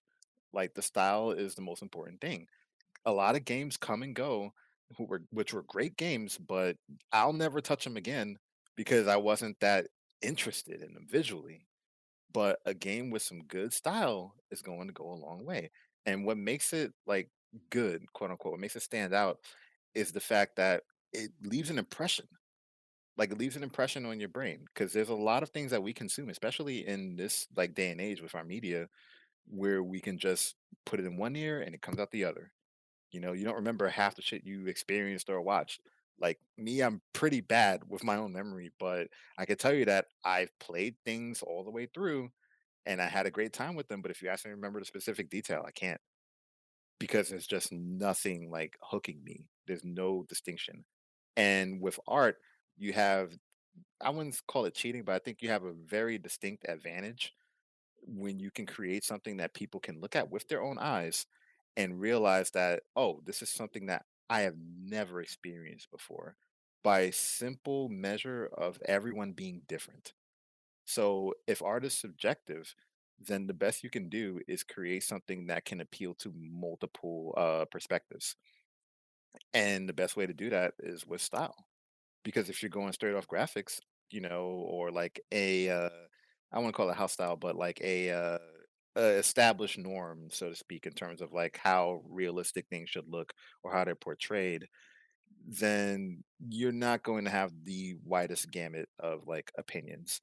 And like you're not going to have the widest gamut of perspectives to help you improve as an artist, even. But if you start out with a style, the only thing you can do is improve that style, and there's no right way to do that except the way that is the right way to do it because it's unique to you, if that makes any sense. Because we see it a lot of indie games, especially like in Undertale, for example. There is no other game on the market that looks like Undertale. If Yeah, somebody good point. shows you one thing from Undertale, you'll immediately go, that's from Undertale, Mm-hmm. right? Now, what I mentioned earlier about the Far Cry slash Skyrims slash whatever's of the world is that if you put two screenshots of the games next to each other, I would not be able to tell. And to me, like personally, I would call that not bad art design, but art design that doesn't hit my sensibilities. The Like, only reason that I would be able to tell Valhalla from Skyrim is because Valhalla has more color. yeah, style. That's exactly what I'm Al- talking about. Style. Also, the people look like people. It is what it is, you know? Just style is what brings you to the table, and style is what's going to keep you there. Because there's a lot of stuff where you can just go, oh, this person spent a lot of time on this, but clearly they didn't have like as much input as they would have liked in terms of like the visual clarity for maybe the environment or the characters and so on and so forth. And then there's others where it's like this person had all the time in the world to do whatever the fuck they want, and it came out looking so awesome. And we know a lot of games where that's happened. Like the aforementioned like No More Heroes 3. Like that has Suda 51 written all over it. Like I see that game, I know that's his style. I'm in there. Like we'll talk about a Jet Set Radio even, or a Yakuza game even. Like you can see those types of games, and you can tell that a particular team or a particular person was responsible for the art direction, and you can tell it apart from anything else. And I think if you're able to accomplish that, then you've really created something that was, again, subjective, but quote unquote good. Like it's something that you can sink your teeth into that you won't regret. So yeah, I mean, art can go in a lot of directions, but if it's a direction that, no other franchise or IP has really treaded, I think you got it made.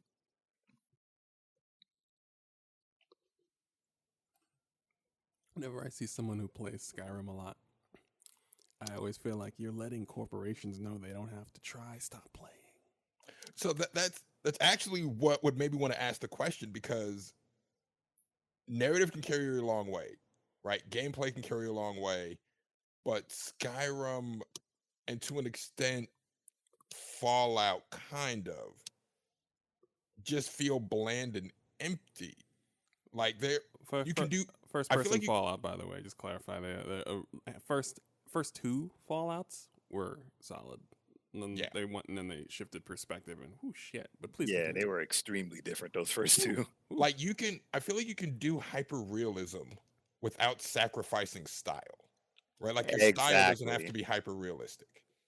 Yep. Right? Like you can have your character models look realistic, but people don't look realistic, if that makes sense. Like everybody has their own quirks, everybody looks different. We don't look like stock models, we don't look like highly rendered computer images. We look like humans. We have flaws, our faces are not symmetrical.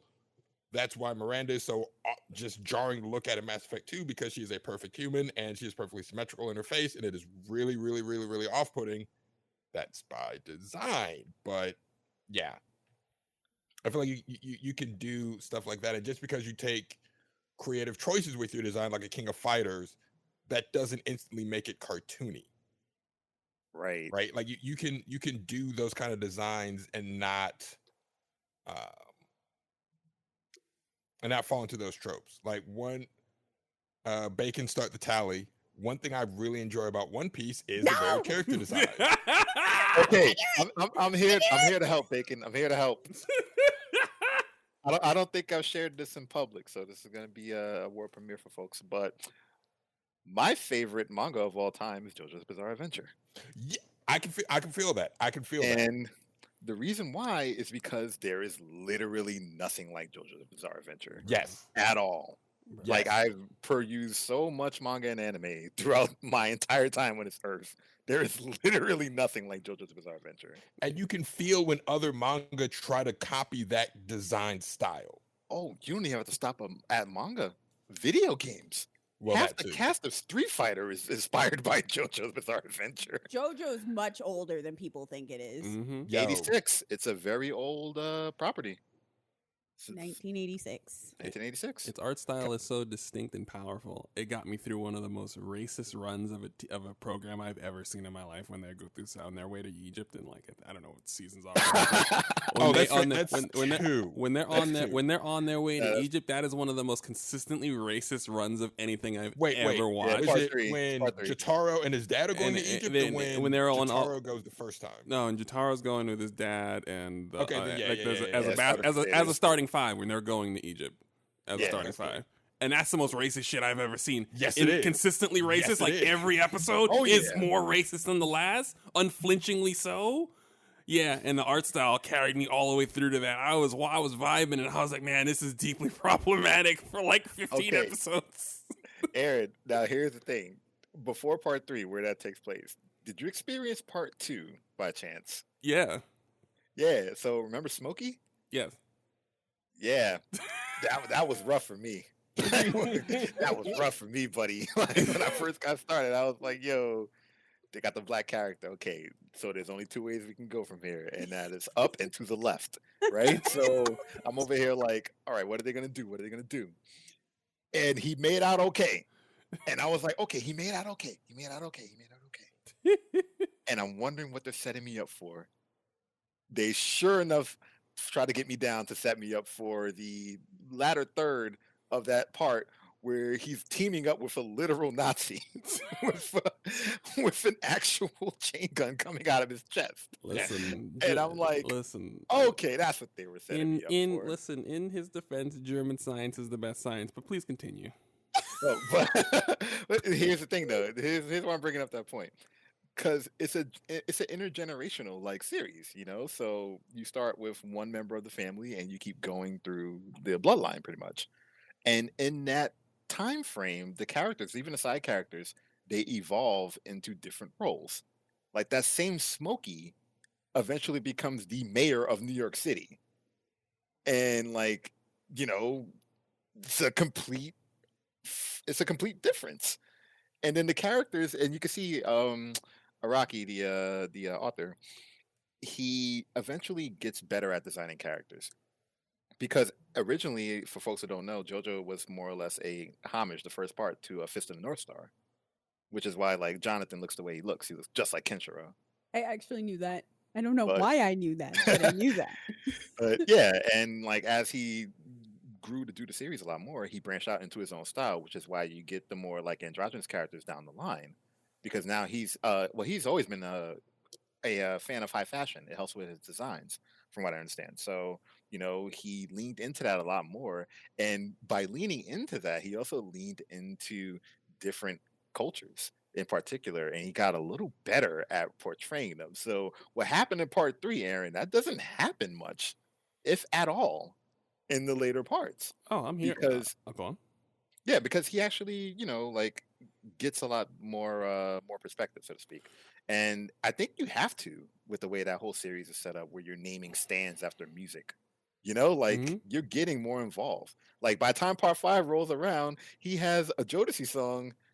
Like I was waiting to bring that up. Like, that is my favorite part about Golden Wind. That freaking you is the end credits. And I'm talking about the end credits, you know, because in the book, and I always mention this about part 5, you probably can't read it. Like it's very confusing. Like the show actually clarified a lot about part 5, but the point is that by the time part 5 rolls around, he's been exposed to so much American culture. Like if Yes. we have weeaboos here, he has the American equivalent. I think the term was freeaboo even.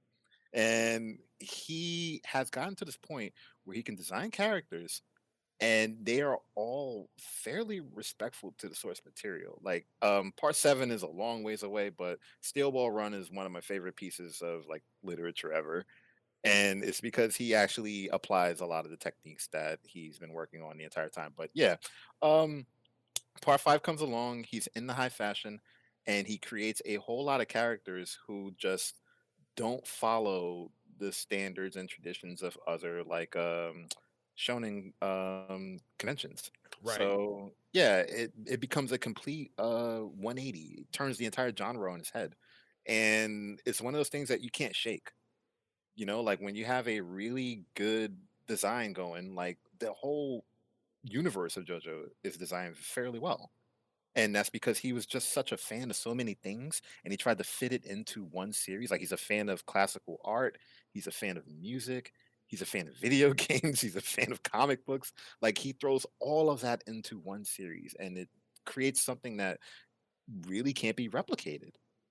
And going back to what we were talking about before, I think a lot of the reasons why a lot of styles fail and a lot of designs fail is because they don't have like that similar breadth of influence. you know. And I think when you get outside yourself a little more and you start like not really indulging, but at least trying out some new things, experiencing some new things. Like there's a lot of things I don't like myself, but I always make a point to try to kind of, I guess, lean my way in just for once, just to see what it's about, see what the fuss is about, see what the hype is about, and why people like things. And when you figure that out, you can incorporate that into so many things. That's why all the stuff that we love, every author is driven by their influences, and the same with any artist.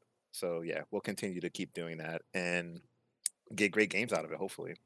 But you know, it's a design thing. I'm a design nerd, so I'll keep talking about this shit forever. But the fact of the matter is, you know, you don't get what we have today in this landscape of games, manga, or anything without good influence and like cultural diffusion.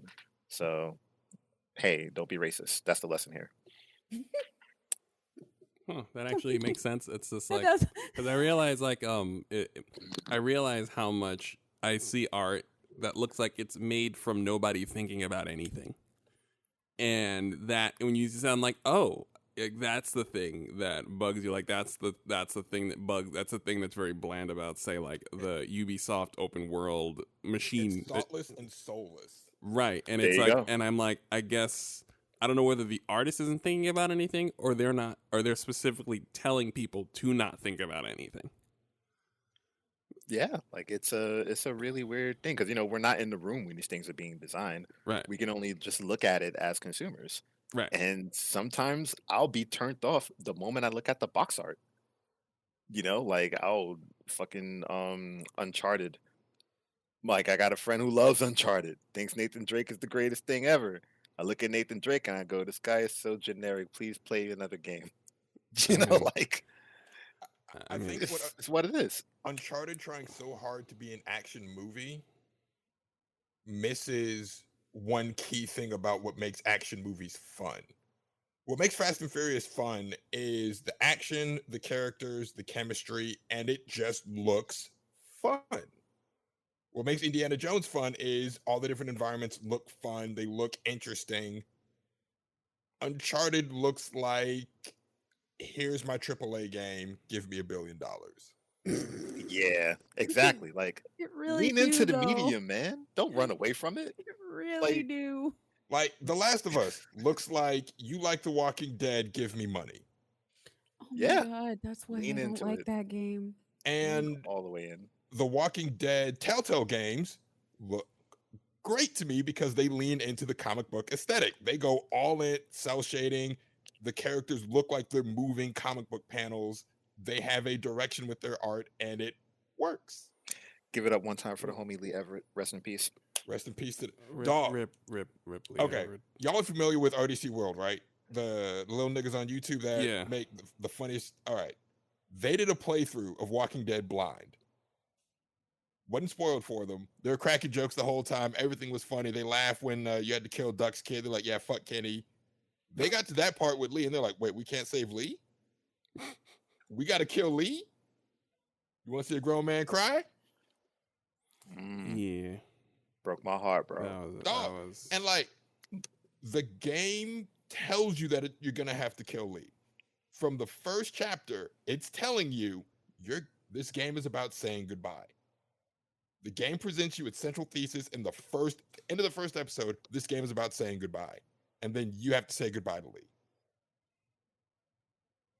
That's just masterful storytelling. And then they followed up in part 2 with this game is about family, and this game is about family dynamics. They brought back Kenny. Everybody feels a different way about Kenny, but because the first family you meet in 2 is so terrible, you are so desperate to cling to anything familiar, and then you remember, oh right, Kenny's a toxic asshole. Mm-hmm. Yep. And then as you keep going through season 2, you're like, oh no, if this is my surrogate family, Kenny's the abusive stepfather. Yes. And I feel like so many people miss the point where the ending where you go with Kenny, like, that's the good ending. I'm like, no, it's not. No. That's not the good ending. No. Yeah, I remember that. Yes, I did not go with Kenny. He's problematic. No, Yeah. Jane isn't any better, but Kenny is literally abusive. Right. Even when you remember. go with Kenny, he abandons you once you get there. Remember, he was beefing with Lee in the first game, Mm-hmm. Oh and no! it's like they expected you to forget that. And again, I think that's why they made the first family in season 2 so unlikable, so that when you see Kenny, regardless of how you felt about him in season 1, you're like, oh my god, someone that reminds me of Lee. Yep. And then he's like, oh right, you're an asshole. Mm-hmm. Right. You were the guy we didn't like. Come on, you're urban. You can pick the lock. I didn't forget that. That was the moment it was fuck Kenny for me. Can I say that's my favorite euphemism for black, by the way? Urban. Yes, you're urban. I love it. Because they don't say rural for white people, right? No, they do Should we, not. should we make that a thing? Is that coming? I mean, I mean, We'll workshop it. We'll workshop it. country blacks prevent that. I mean, I use the term empathy deficient, and people know what I mean. Man, I've never heard Jesus that. Christ. What I've said, as an empathy deficient person, you know what I'm saying, and the brown people know what I'm talking about. They know what I mean. And every colored person knows what I'm talking about. Asian people know what I'm talking about when I say it. So it's that's I'm not saying it's gonna get popular because you're gonna get fired off the set of Captain America 6 or whatever if you start doing that, but it's effective. Also, you guys were talking about Uncharted, and I remember, and I always like to point out the best Uncharted game was the last one where you played as an Indian lady and her black parole officer trying to steal gold. And that was the best Uncharted game. premise. That was the best Uncharted game where a mercenary was supposed to bring in Chloe, the thief, and she's like, "Listen, I got treasure. Let me come with you. I'll go with you, but we'll split it. Just let me find the treasure. You can have some of it." And this mercenary's like, keep talking, but the whole time she's got the gun at your back. That dynamic is fucking superb. That game is great. No one played it because we're racist and terrible. It's far and away the best Uncharted game. Those two are fucking hilarious together. The gold, the thief and her parole officer go to try and steal $1 million. That's just a great elevator pitch. Yes. Okay. For a movie, that is the Rihanna Lupita Nyong'o movie that everybody thinks they want. That dynamic you just said right there. Yes. I would even say I do want that movie. Yes. Lupita, Queen Latifah also, but that's neither here nor there. No, so okay, you want people that can actually act, then the answer is Lupita Viola Davis. If you want people that Oh can yeah, actually you know what? Oh, I never cast Viola Davis. Even in my head, I can't afford her. And Even then in my Queen head, Latifah is who they're robbing. right? That's right. You That's know what I mean. No. Rihanna can act in very specific situations, but you basically have to craft a role for Rihanna. Oh yeah, just let her be Rihanna, the jewel thief. She's a system player. Yeah, You gotta Rihanna the craft jewel the- thief. Rihanna, the jewel thief, is fine. No one would argue with that.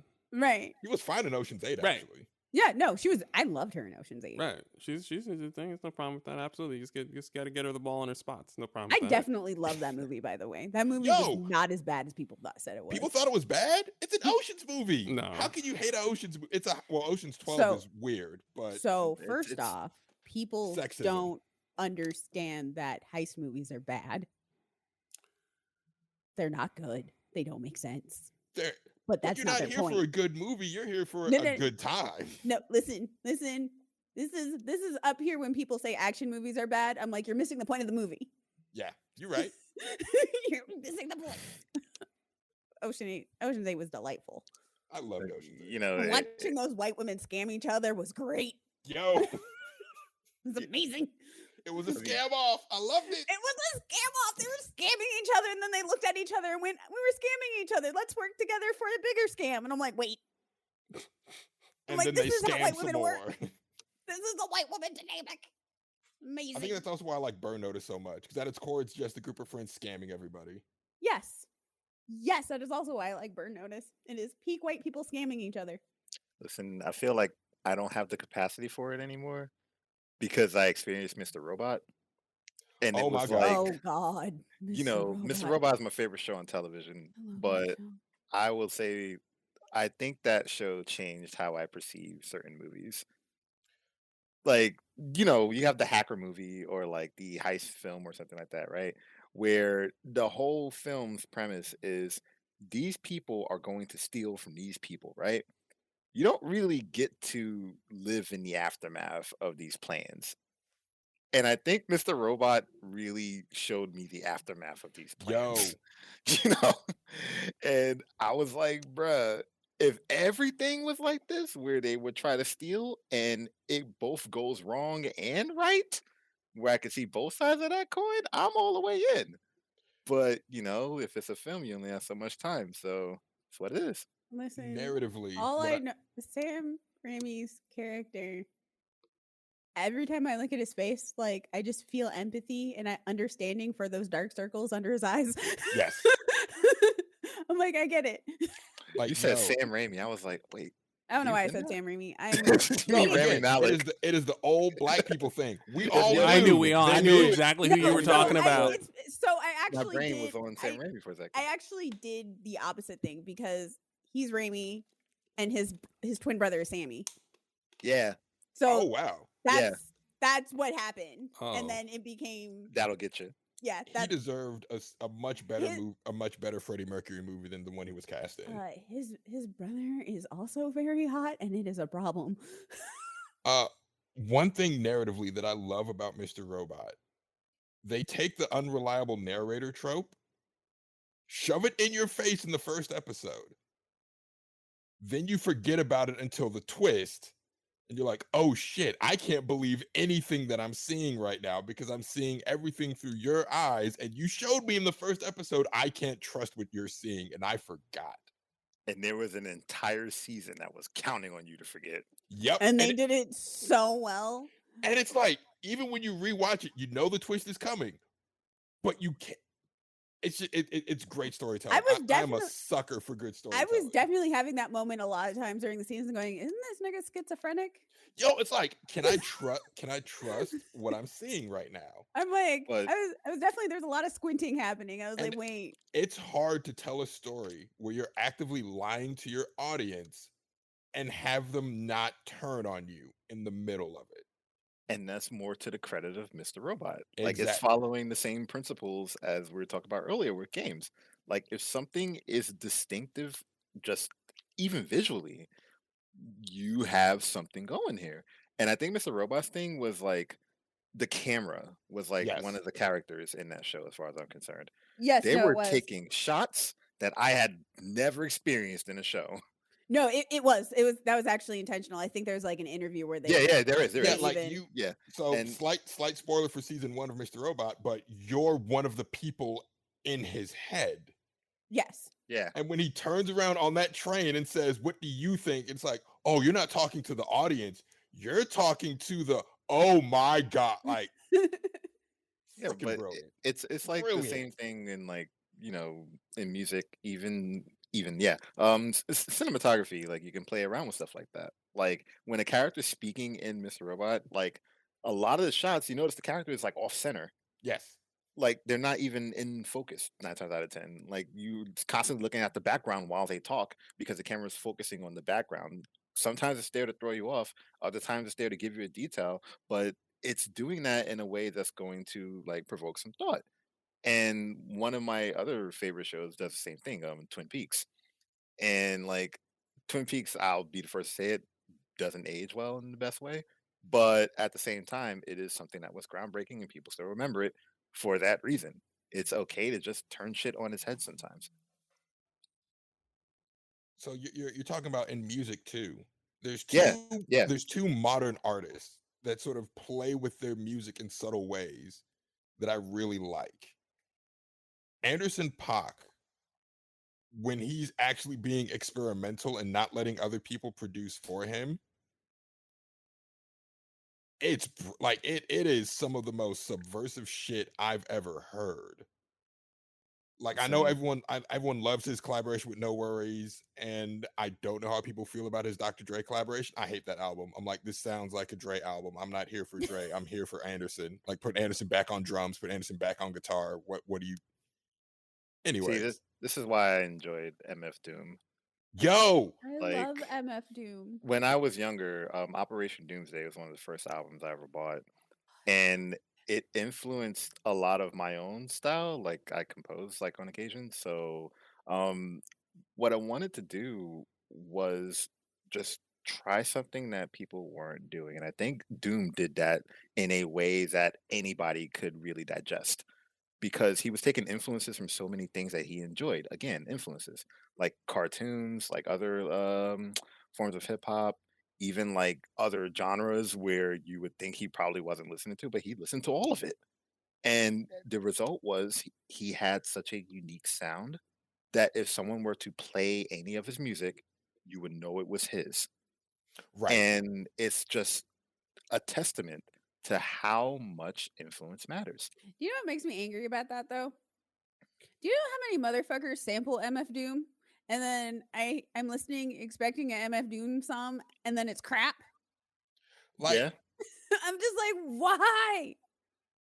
just This isn't what I wanted. And then I have to go and listen to a bunch of MF Doom to like There's influence and there's stealing.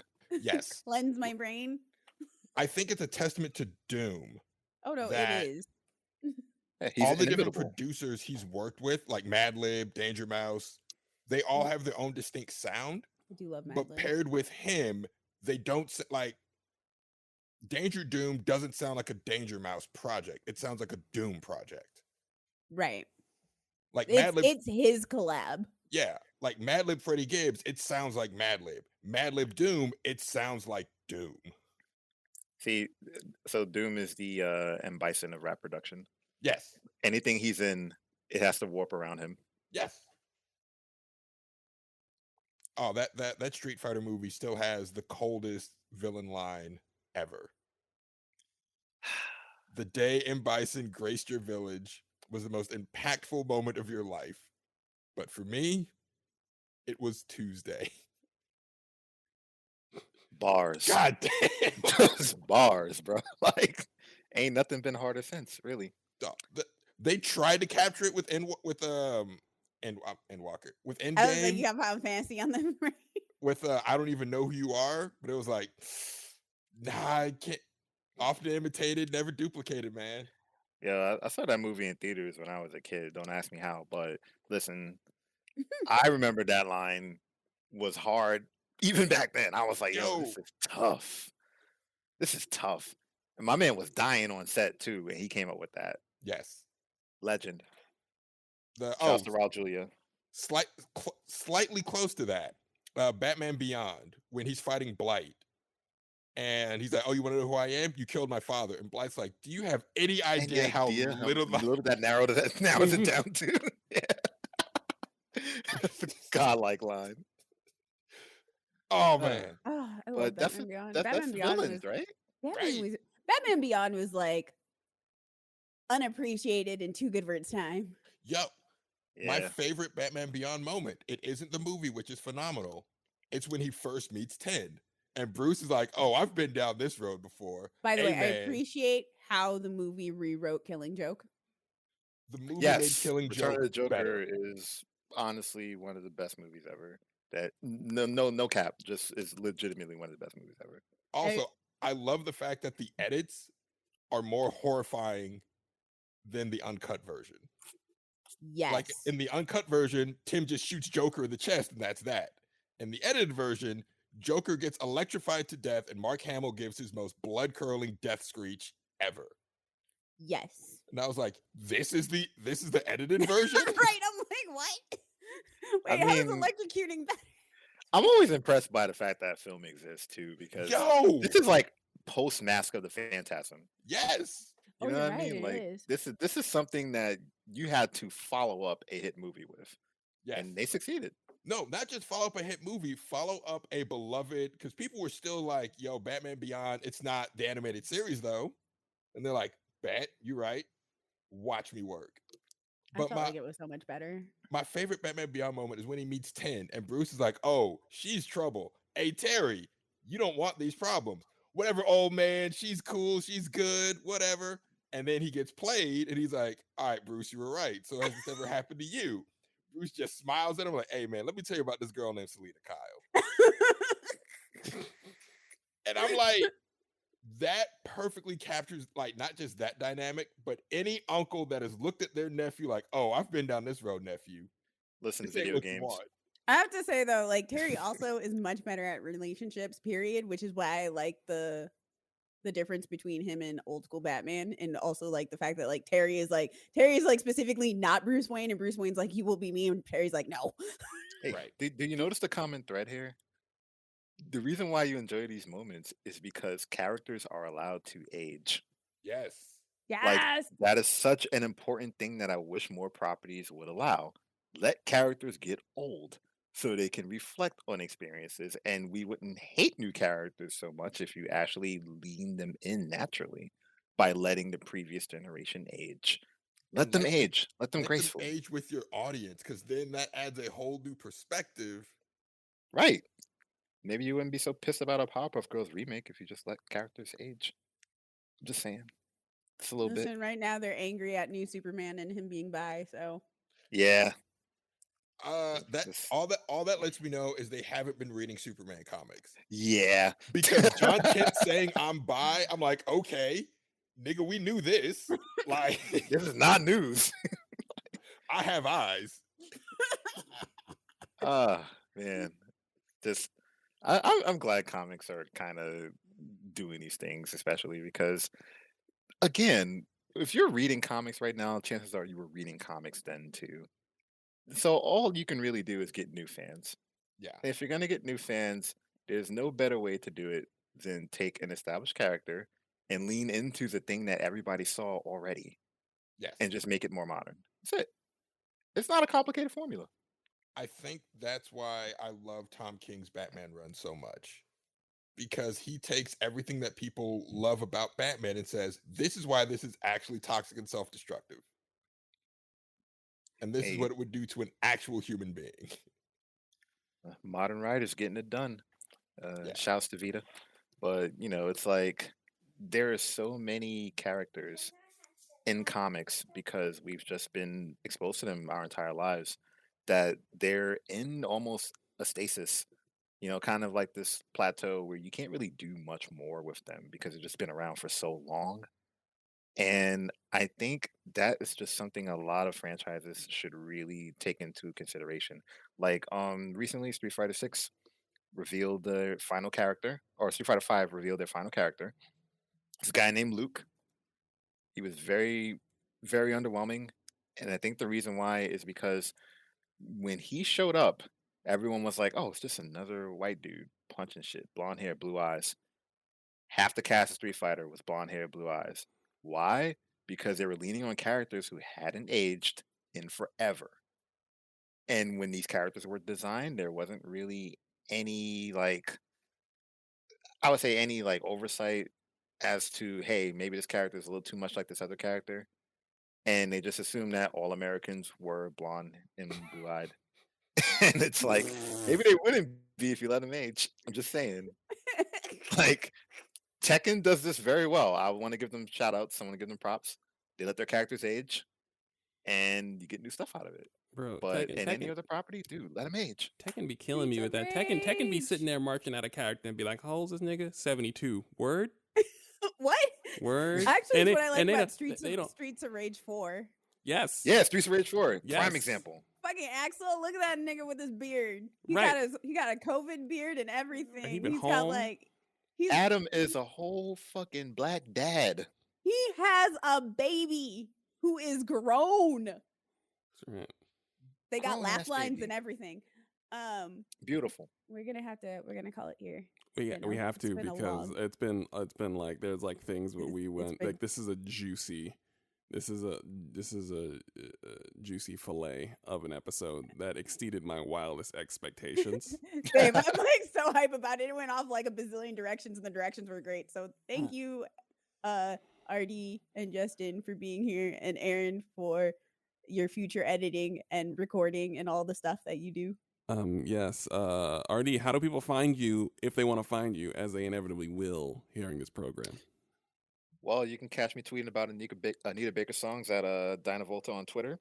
You can catch me at altpalette.games, where I am currently working on a tabletop card game by the name of Target Rich, and it is a 2 versus 2 card game. Get a friend, fight some other friends, have some fun. You can find out more of that at altpalette.games/Target Rich, and I'm on everything. You find me on the Discords, the Twitches, and all that stuff. If He's you know where to literally look. Dinah Volta on everything. Brandon, baby, but that's how it works. So yeah, if you guys want to follow me, just check me out. All right. I would ask if anyone had anything to add, but we literally have no more space. The train's pulling out of the station, so we got to run for it. Bye. And yeah, thank you guys for listening. Thank you guys for listening, and see you next week. Who's in the limo?